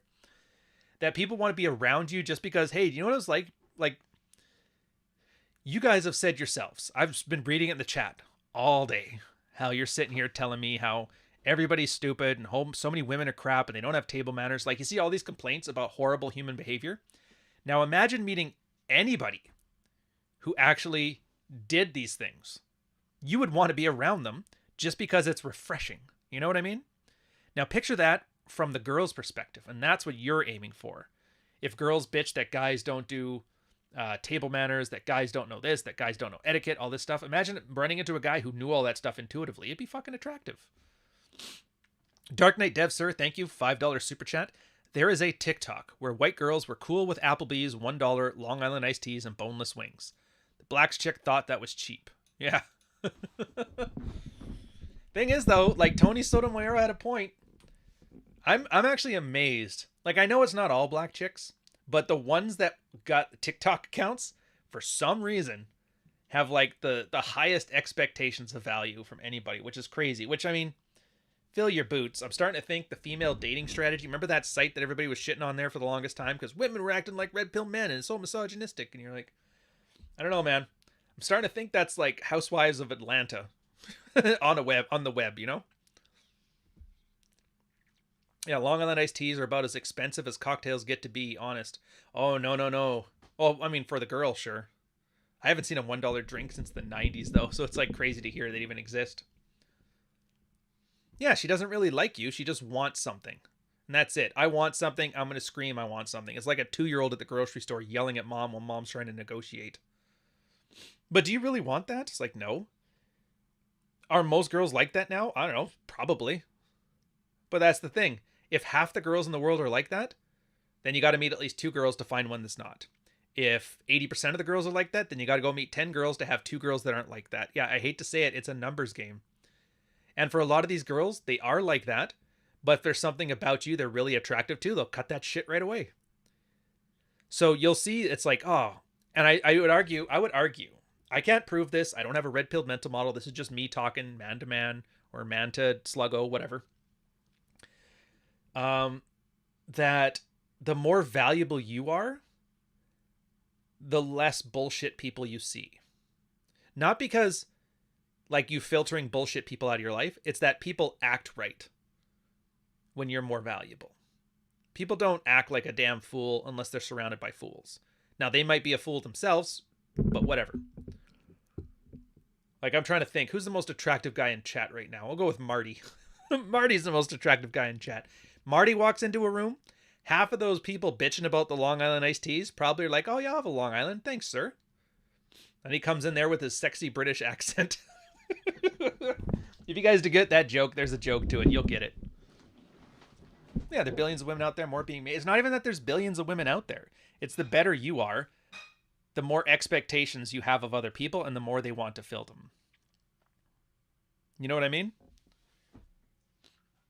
It's like, it's going to be a quote. I'm putting it a lot. I've probably mentioned it like 10 times in the new book where it's, and I always get it wrong. It's my own quote. I should probably memorize it.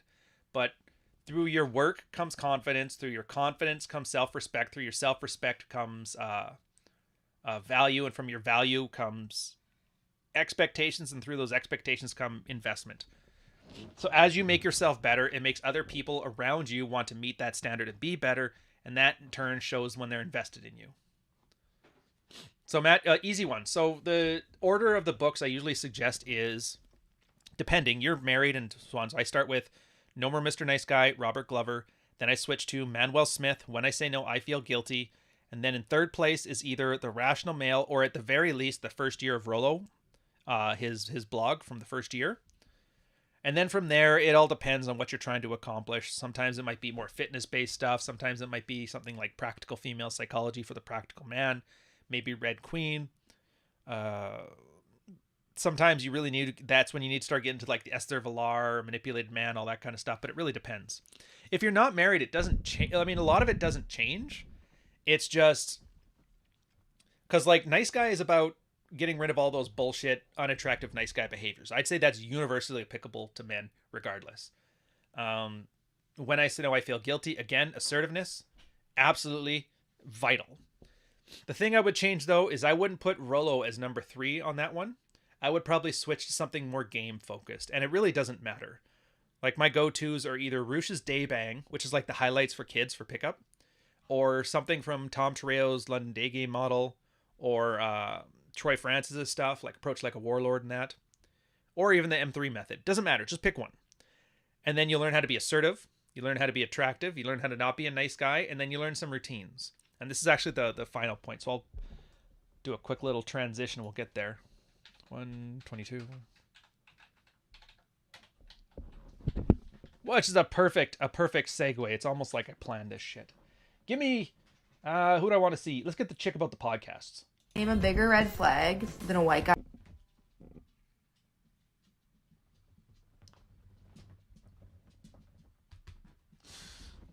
What the hell, did it freeze on me?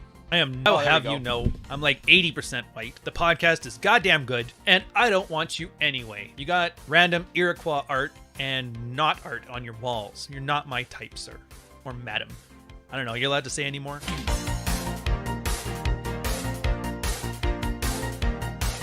Yeah, the routines. Okay, dude, enough. What's the point of routines? Turns out routines are there because guys don't know. Like, there's no such thing as a natural. Some people automatically know how to talk to women or how to talk to people because when they were like 12, some older woman took a shine onto them and they just kind of eased into it. So it's not that they're better than you. It's not that they're natural. It's just they learned earlier because of some natural skills or just good opportunities, right? So routines exist as a way of getting you up to speed. So when you read Day Bang by Roosh, he talks about old man openers and building rapport there. You talk about the London Day Game model. They teach you about Yad stops. You go to Mystery, you learn about opinion openers. It's all the same thing. It's like, because most people who are attractive and don't have to really think about this, they'll just say, just go up to a girl and say hi, man, and just start talking. But you tell that to a guy who's never done that, he doesn't know what the fuck, like, what do I say, hi, and then what? What do I talk about? What do I do? And the natural gets annoyed. He's like, dude, just start talking. It doesn't matter what you say. And they're not wrong, but they've internalized what the lesson was on there. And that's where these are training wheels for the soul. They're so good.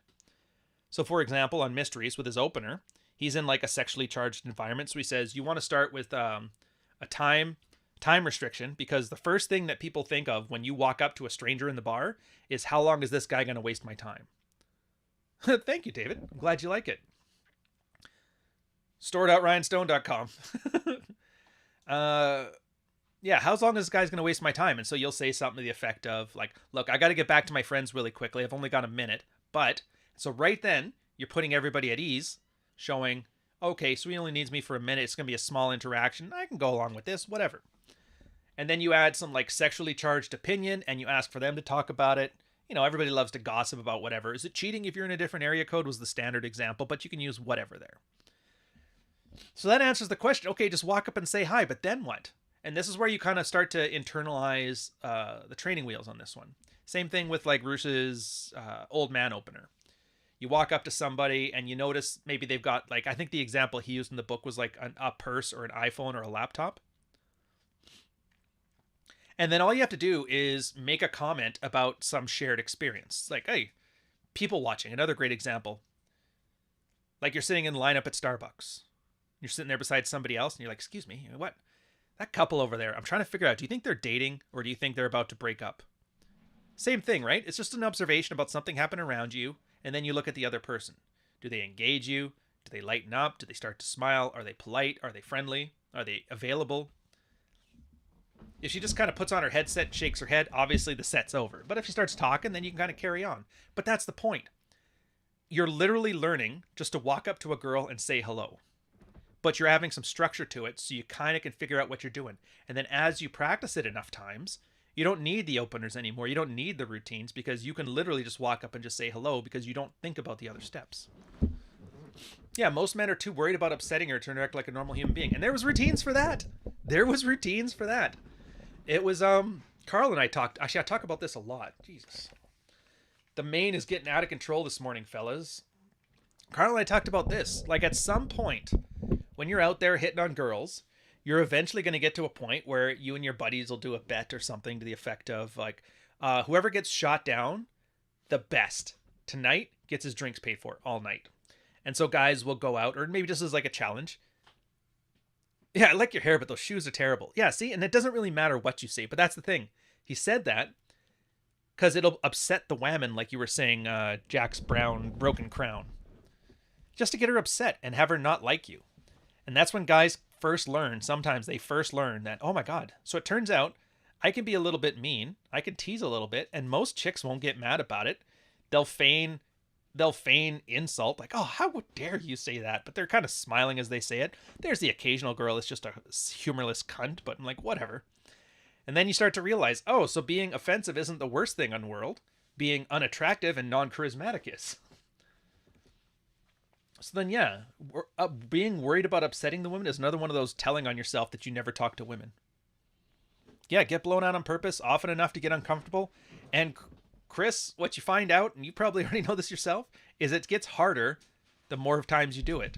It turns out you can say the worst things to a girl. I've opened a girl by calling her a cunt, and it worked. It's like, well, you realize it has nothing to do with the words you say. And that's when you realize those naturals that are saying, hey, just say hi and go talk. What do you talk about? Just talk about whatever. They're right, but you don't know why they're right. And so you kind of have to learn it this way. And so I never get mad about this. I always see this. Everybody loves that stat. 30% of men are essentially celibate right now.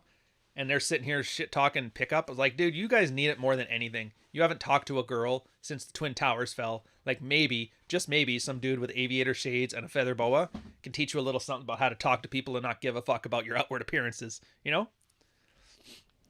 Oh, Chesty's actually got a great point. Not being natural offends women the most.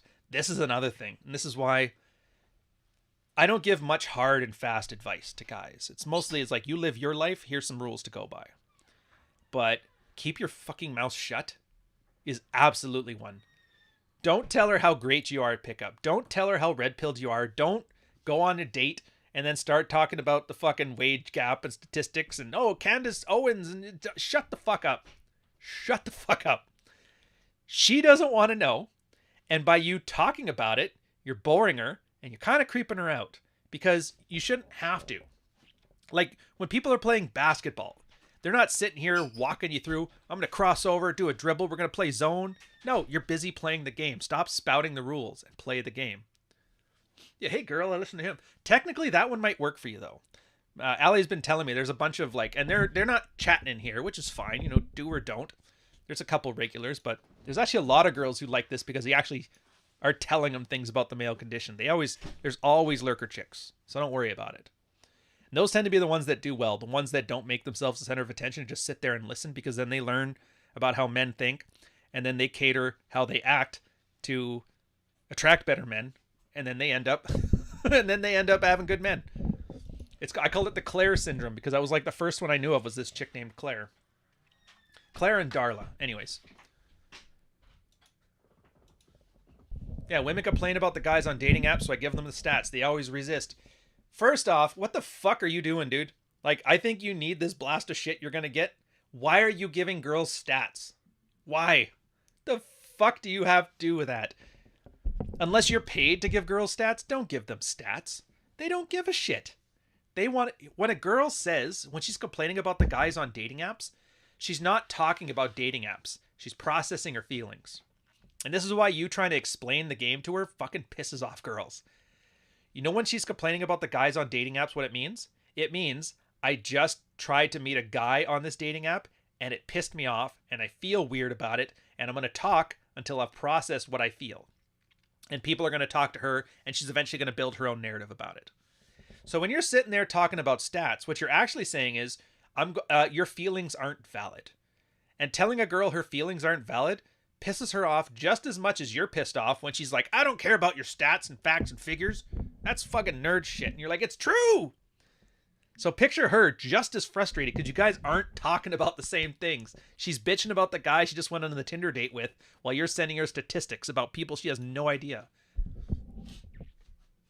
Yeah, you're trying to get laid, not set up a podcast. Absolutely. Dude, keep it light.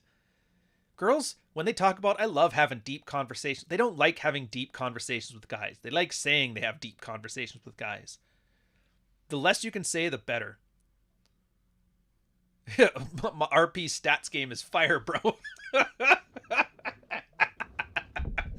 Yeah, shut the fuck up. Dude, do you know this red pill thing? Have you guys heard of Andrew Tate? Your answer to that question, have you heard of Andrew Tate? Have you heard about Fresh and Fit? Your answer is who? And then have her explain, who is this? And have her explain it to you. And it's like, why the hell are you listening to that nonsense? That's the only answer you give. Make fun of her for even knowing what that means. Andrew Tate plug-in when? Have you heard of Rollo Tomasi? Rollo who? You mean from like LA Confidential? No. Some guy on the line, red pill. Never heard of this guy.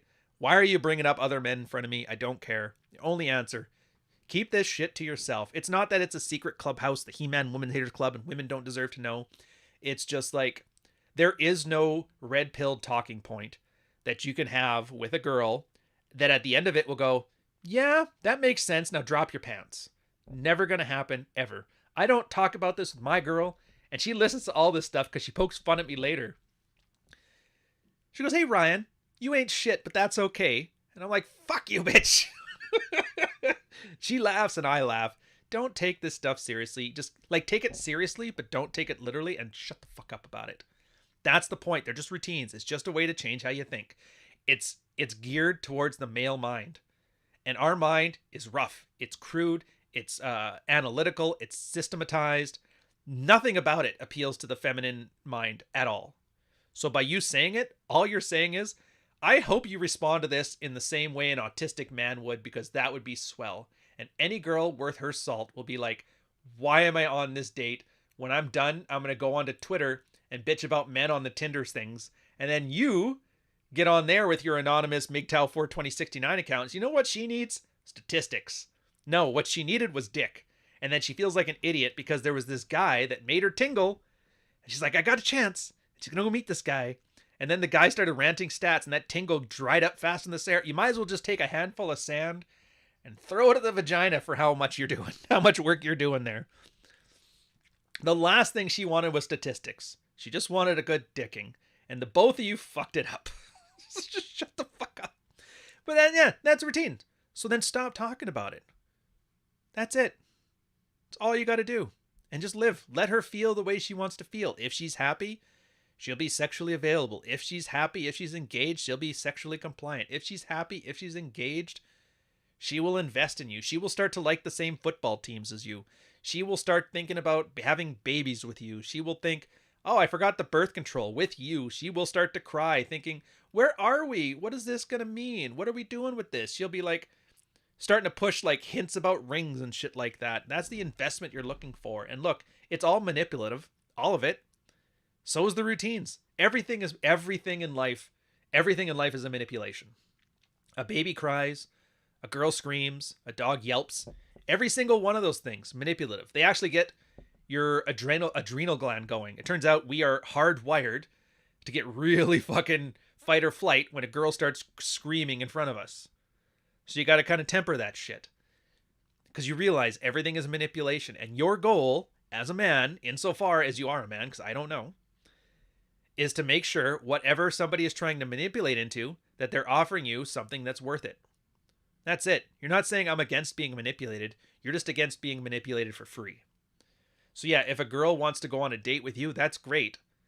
Don't be like pressuring me for dinner. We'll go out for dinner after fucking. Well, you're not entitled to sex. That is true. And we don't have to sex. And I'm fine with that. And I wish you luck, madam. But I sure as fuck am not giving you a hamburger until I get my buns. Or until I clap them cheeks. I always love that term. It's so crude, but I like it. Wando, €2 super chat. So shouldn't we tell them about high value man stats? Oh, absolutely. You know what? Nothing gets women hornier than facts and figures. Did you know that only 0.2% of the population is 6'3" or taller? Wow. Take your pants off. I wish somebody had said that to me before. I still love those ones anyway. Here's the other thing. So this is totally off topic for the routines, but whatever, we're having fun. Where you see guys, girls don't like you unless you're 6 feet tall.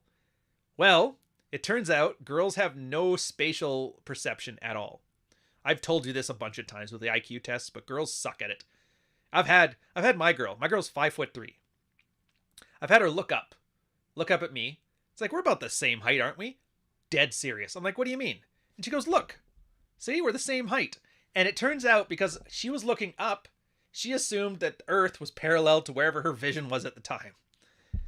So you mean to tell me that these chicks are going to be like, he's 5'11"? I'm not seeing it. No. No, they don't fucking know. Here's what they know. They know if they can put on heels next to you or not. That's it. So if you're short enough she can't wear heels, that sucks. But she didn't want you. She just wanted some guy to go out with heels with. If she likes you, she'll wear flats. And if a girl's that much taller than you, they just won't care. They'll start to crouch and hunch. That's why a lot of tall girls have that little hunch on them. They're trying to shorten themselves up because they want to look like the attractive chicks. CZ arms, cubic zirconia. Well, here's the other thing, Matt, too, with the diamonds. I mean, we could talk about diamonds, but it's really a flex. It's not that she likes diamonds per se. She likes that she's with a man that can waste a couple grand on something and not flinch. And that's what it is. It shows off to the other girls, right? So if you want to play that game, that's fine. Either get her a ring that she can flex with, or don't get her a ring. I would argue cheaping out, because I remember this. It was funny, man. I was watching my military friends and their wives. And all of them girls were getting engaged around the same time. And it was always, oh, look at my ring. Oh, that's nice. And it was like, oh, yours is half a carat? Well, mine's 0.8 carats. Well, mine's 1 carat. Oh, well, mine's the extra clarity. The diamond guys are really good in that they make 8 different stats about rings. So even if a girl has a bigger ring, you could say yours is more clarity. Well, she could say, I have more diamonds and all this shit. But there was the one girl whose probably husband loved her the most. Got her a small ring, and it wasn't as good as anybody's. And she was kind of like embarrassed about it. And like right then I'm like, oh, that's gonna suck. Like he thought he was doing the thing, like they want rings, they want to love her, but she didn't have a chance to flex it. And so he kind of embarrassed her in front of her friends. And I know it's a weird way to look at it, but you got to remember signaling theory and game theory. As soon as you understand those two arts, a lot of this stuff makes more sense. Valentine's Day, another great example. Girls love flowers, but they don't love flowers. They love getting flowers at work in front of all of their coworkers and all of their frenemies so they can show off. My man likes me enough to buy me a dozen roses and your man doesn't, so fuck you. That's what they like. I learned this one with my girl. Valentine's, he's always good. So I'm like, yeah. Once I bought flowers, left them at home, put them on a thing. So she came home, saw them. She goes, oh, it's great. Thank you very much. It's awesome. And that was it. One year, I called a delivery service, have them deliver it, put her to work. Secret admirer on the thing. Like all the works. But she got him in front of her coworkers. And that was the most exciting time of her life. I was like, oh, okay, so that's the deal.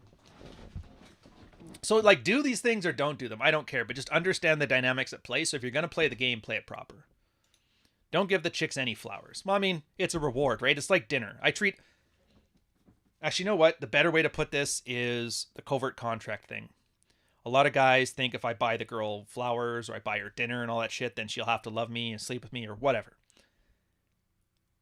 Wine More Please is a great regular to the channel. He's awesome. Very switched on. Best frame in the manosphere. Always brought up. It's like, well, what would you do if you give this girl, like, whatever gift it was we were talking about, the time, flowers or whatever, and she just threw them out? Didn't say thank you. Would you be pissed off? And guys are always like, yes, I'd be pissed off. Well, what if she never slept with you because of them? Fuck, that'd be annoying. And then he goes, let me ask you this then. What would be the problem if you can't give something without any expectations that you just don't give it? Well, you have to. It's Valentine's Day. You have to. It's like, no, you don't. You don't have to do shit. She's not going to leave you because you didn't buy flowers on Valentine's Day. She'll bitch a bit, but that's it. But if you can't give something without expectations, if you can't give somebody something to the point that they just throw it out and they don't even say thank you, and that bothers you, like that makes you angry, obviously you're not going to buy them something else if they're just doing that. But if you're pissed off about it, then you shouldn't be giving in the first place because you're not in a position of abundance where you can give. And then once guys realize that, it's like, oh, so I don't have to do... No, you don't have to do any of this shit. But if you're going to do it properly. But if you're not going to do it, if you can't do it properly, just don't do it. You're not in a position to. She either hasn't earned it or you can't do it. And just take things what they are. And that's when you avoid all of this. Yeah, the Skittles Man. Dude, Skittles Man is a great example of it. Skittles Man was a Royce Chateau Artiste post where this guy was talking about... Royce was talking about these two men. The one was a perfect, doting, loving husband. And I can't remember if it was the same chick, but she was like, oh... He wanted $10,000 on, or he got me $10,000 worth of flower arrangements. The dinner was this, the dinner was that. And she was just bitching how all this, like, tens of thousands of dollars she was throwing at him and nothing was good enough. Now, I can't remember if it was the same girl beforehand or a different girl, but whatever. And this chick was also bitching about her man, but it was 100% different. He doesn't know my middle name. He's never met my parents. He doesn't care to meet my friends. He's never bought me, in like the years that I've known him, he's never so much as bought me a gift, said happy birthday or nothing. I think once he bought me a package of Skittles, and I don't even like Skittles. And the funny thing was, you read the first one, and she had nothing but disdain for this guy that was giving her everything with those covert contracts attached to him that she didn't want to fulfill. That's where the resentment was coming from. Second example was the guy that didn't give this girl shit, and she was hyper fixated on him to the point that the bag of Skittles was like, holy shit, fucking Skittles. Because for him, it was like, you know what? The only thing I can give without expectation is Skittles. There you go. She was loving it. So yeah, if you can't give without expectation, then just don't give. So I love guys keep, and this is why I hate the fucking manosphere argument drama bullshit. Because it's always like, you have two retarded options and they're arguing between the two of them. Oh, you got it. Nice.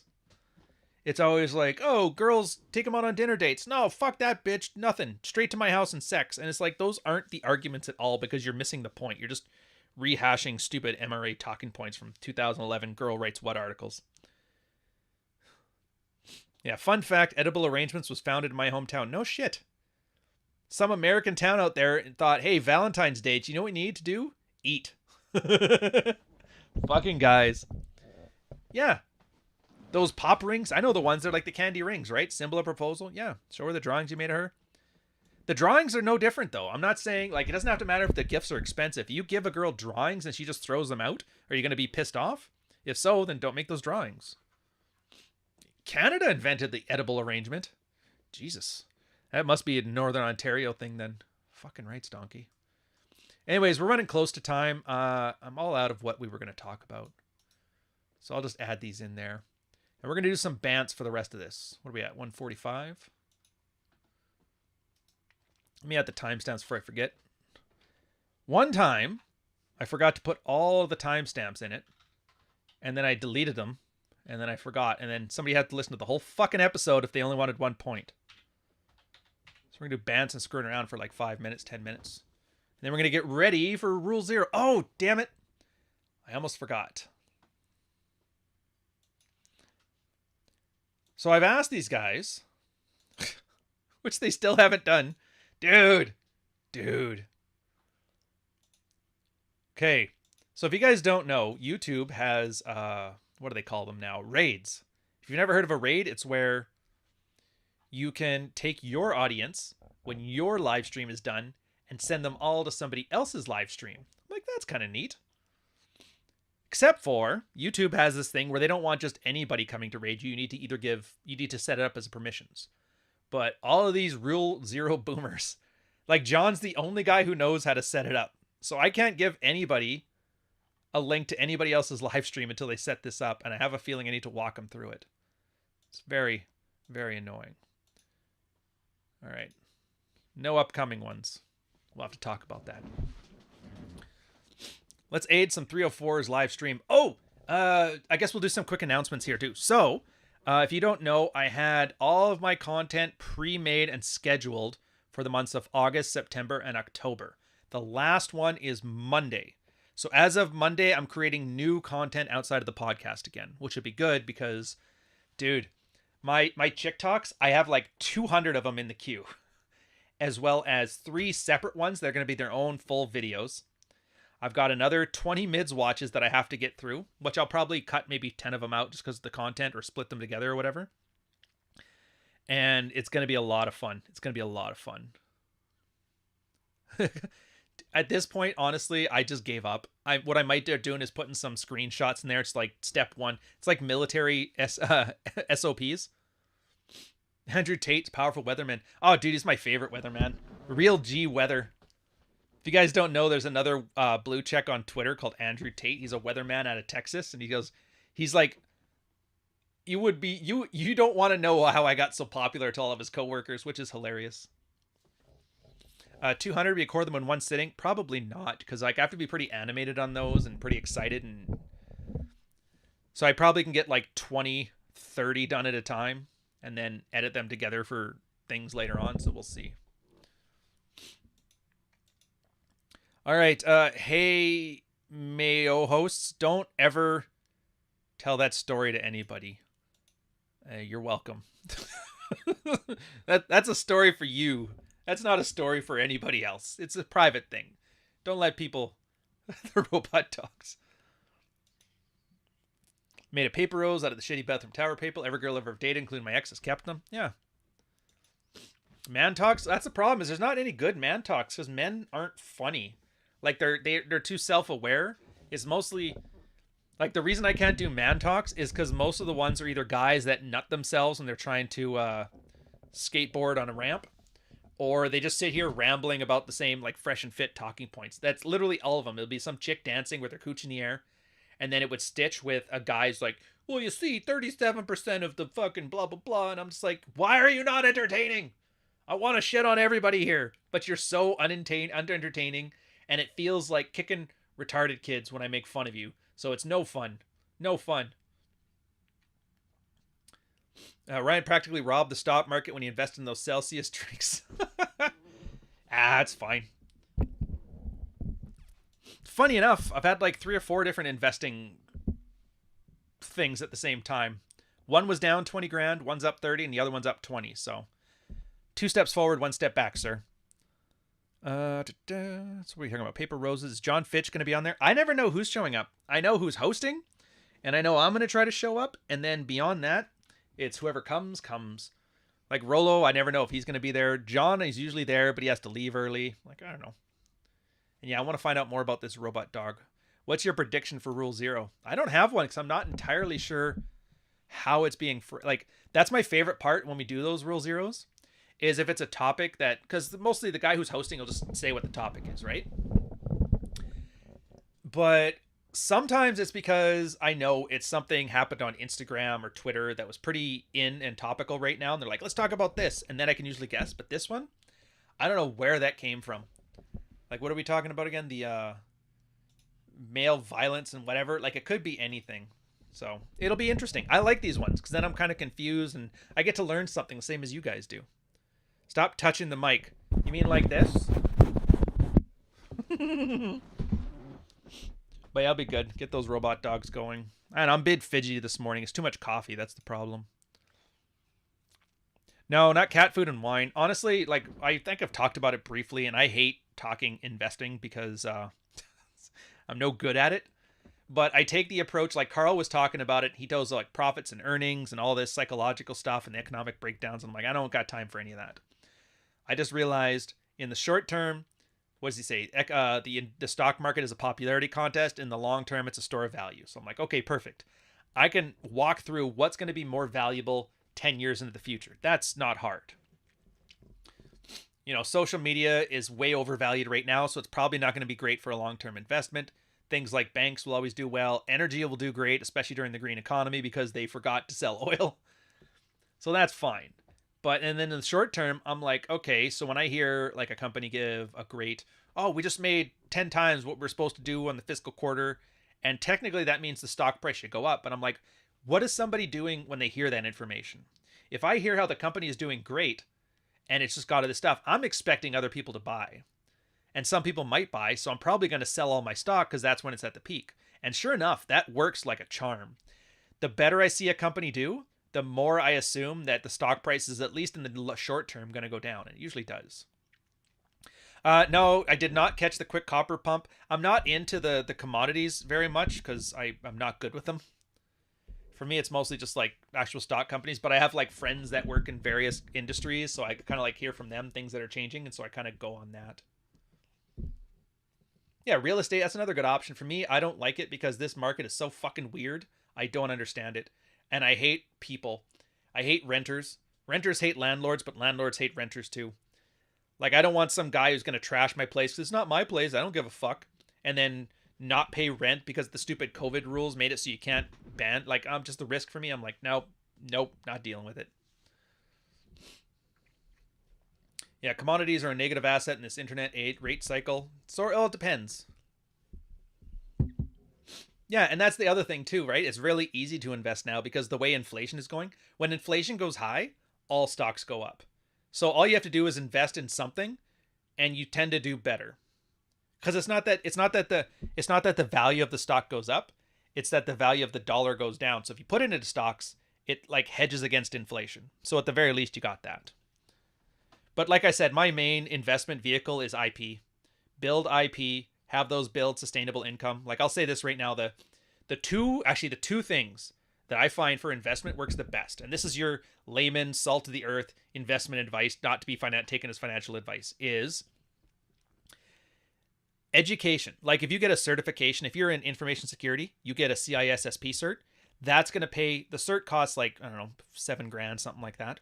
But your first job you get with the CISSP will pay you 10 grand more. So it has 100% ROI after 1 year. You know what I mean? So that's awesome. A college degree gets into jobs that earns much. Just do the math on that one. Usually after 4 years, your degree is paid for itself, unless you're one of those crazy American school ones. But in that case, just go to like a public school for the first 3 years and then just take your final year, transfer to like a state school. That way you're not paying exorbitant amounts and you're still getting the same piece of paper. But like those kind of things. That's the first one. And then the second one is IP. Like every YouTube video I make, you know, it'll earn a couple bucks. But I have like 500 of them. So they all start to add up. Or the book. Or the audiobook. All these things together, they all make more. I have made, as far as ROI goes, the money I've put into the book and the audiobook on equipment, on video, on time, has paid more than what it's worth. By like, I can't think of an investment vehicle that pays as well. So those are the two things I like. I'm not a big fan of like the markets and all this shit and, you know, whatever. I'm same as anybody else. Sometimes I win, sometimes I lose. Not financial advice, but you can get more rolling buying crypto while it's in a bear market. Buy Ethereum. It's likely to drop below 1K over the next 2 months. Fill your boots, man. Like I said, I play around in there, but it's casino money for me. I literally treat it like the casino. I might win, but I have to assume I'm going to lose everything. And so if it's not fun money that I'm afraid to lose, then I don't invest it. That's why I laugh. People keep bringing up the Celsius bankruptcy, and I'm like, dude, I don't care. If I cared, I wouldn't have put it in there.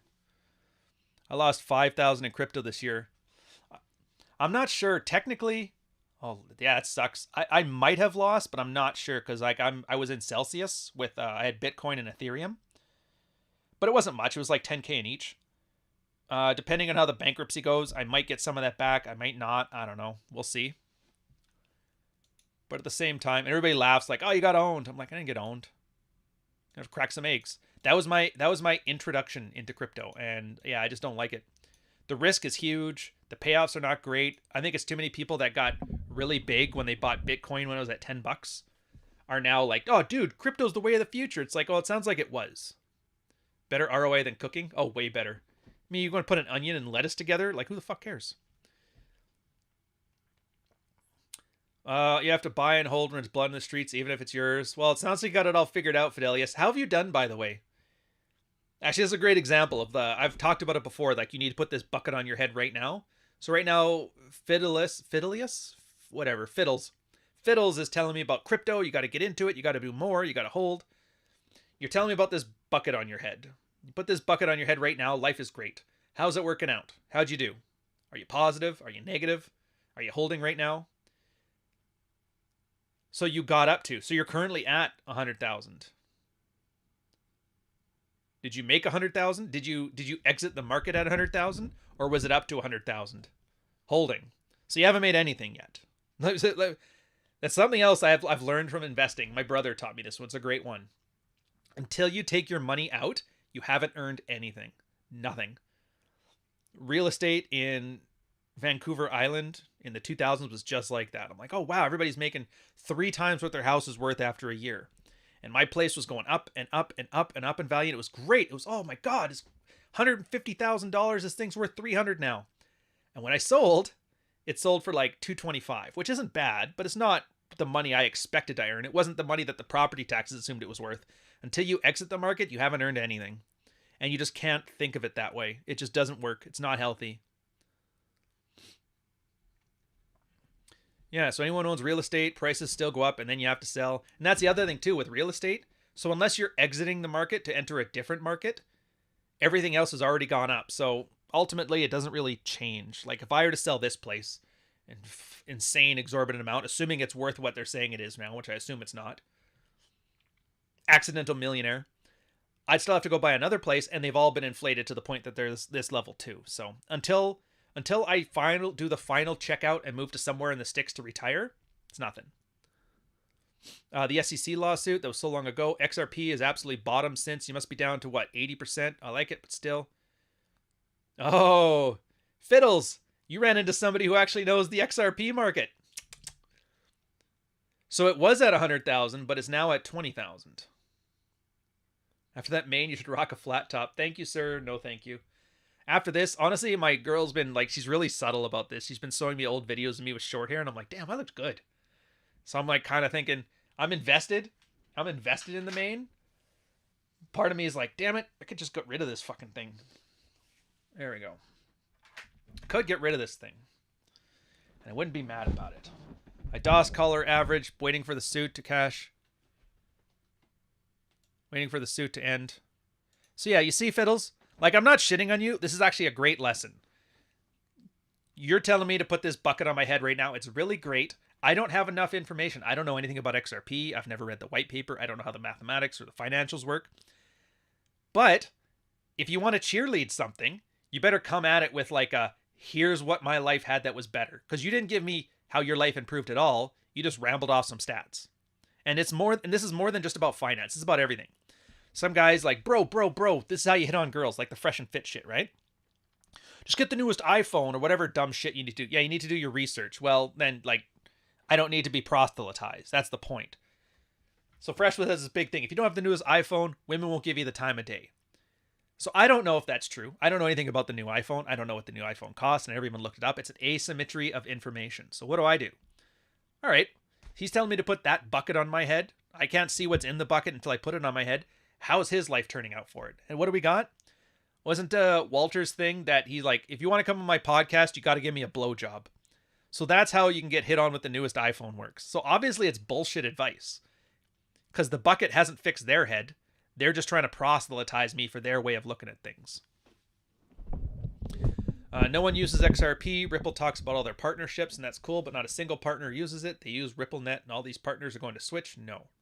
Yeah. So remember this. It's actually good advice in general. I don't give advice. I don't give shoulds much, but this is a should. If somebody is trying to proselytize you on something, it's like a bucket on their head. It's the bucket. It's the greatest. Inside the bucket is eternal joy and love and happiness. And you can't see what's inside the bucket unless you put it on your own head. You don't have the information to understand that. Then all you have to do is look at the person with the bucket and see, has it worked for them? In fact, that's the only relationship advice and sex advice you should ever take. Here's what I did, and here's how it worked out for me. That's it. Oh, it's the same thing as cult. It's not as extreme, but yeah, it's anything. And you guys are I've basically ruined your Twitter experience with everybody rambling about their platitudes. Picture everybody there telling you how you should live, as if their lifestyle is a bucket on their head, and they want you to put that bucket on your head. Just think about that. Roosh talking about fornication and women need to stop being hoes. Well, Roosh, that bucket on your head sounds pretty great. How's it working out for you? And you look at Roosh, what's he doing? Lives with his parents, he's in his 40s, no girlfriend, no job, no prospects. He's a pariah on social media. I don't think that bucket was the greatest thing. Yeah, well, he did pickup and then he gave it all up. Well, how did that work out for him? It sounded like he had a much better life with pickup. I'll say this. He had that Ukrainian girlfriend for 5 years while he was the evil pickup artist. So, yeah. Well, no, Fiddles, I'm not saying you're trying to proselytize. I'm saying the effect of what you're doing is the exact same as somebody who's proselytizing. What your intentions are is irrelevant. But yeah, so you're saying the exact same thing I was saying about Celsius with my investments in there. I could pull profits from it. I'm holding now because everything could go to zero. Absolutely is true.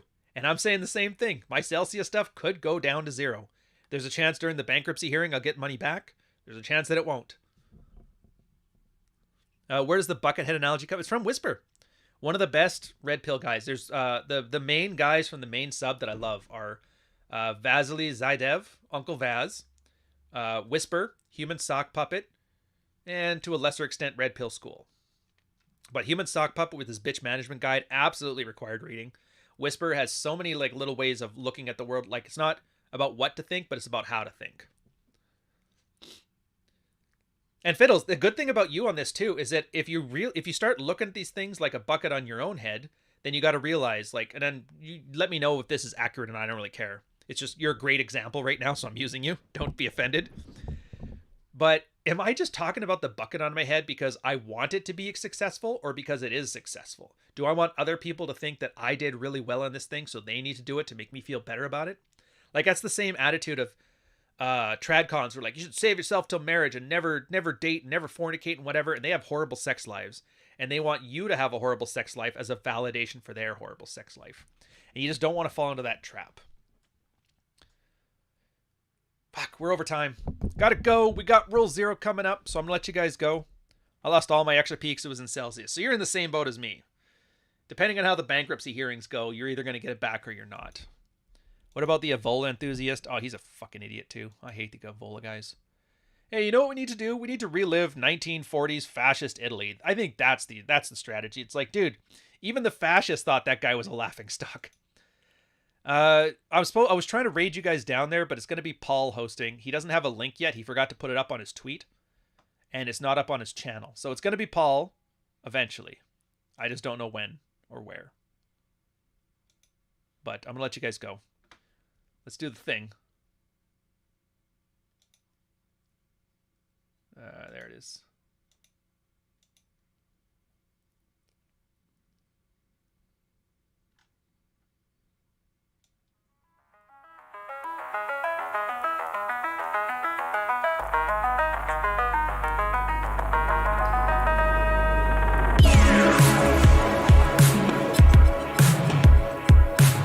I love the way girls smell.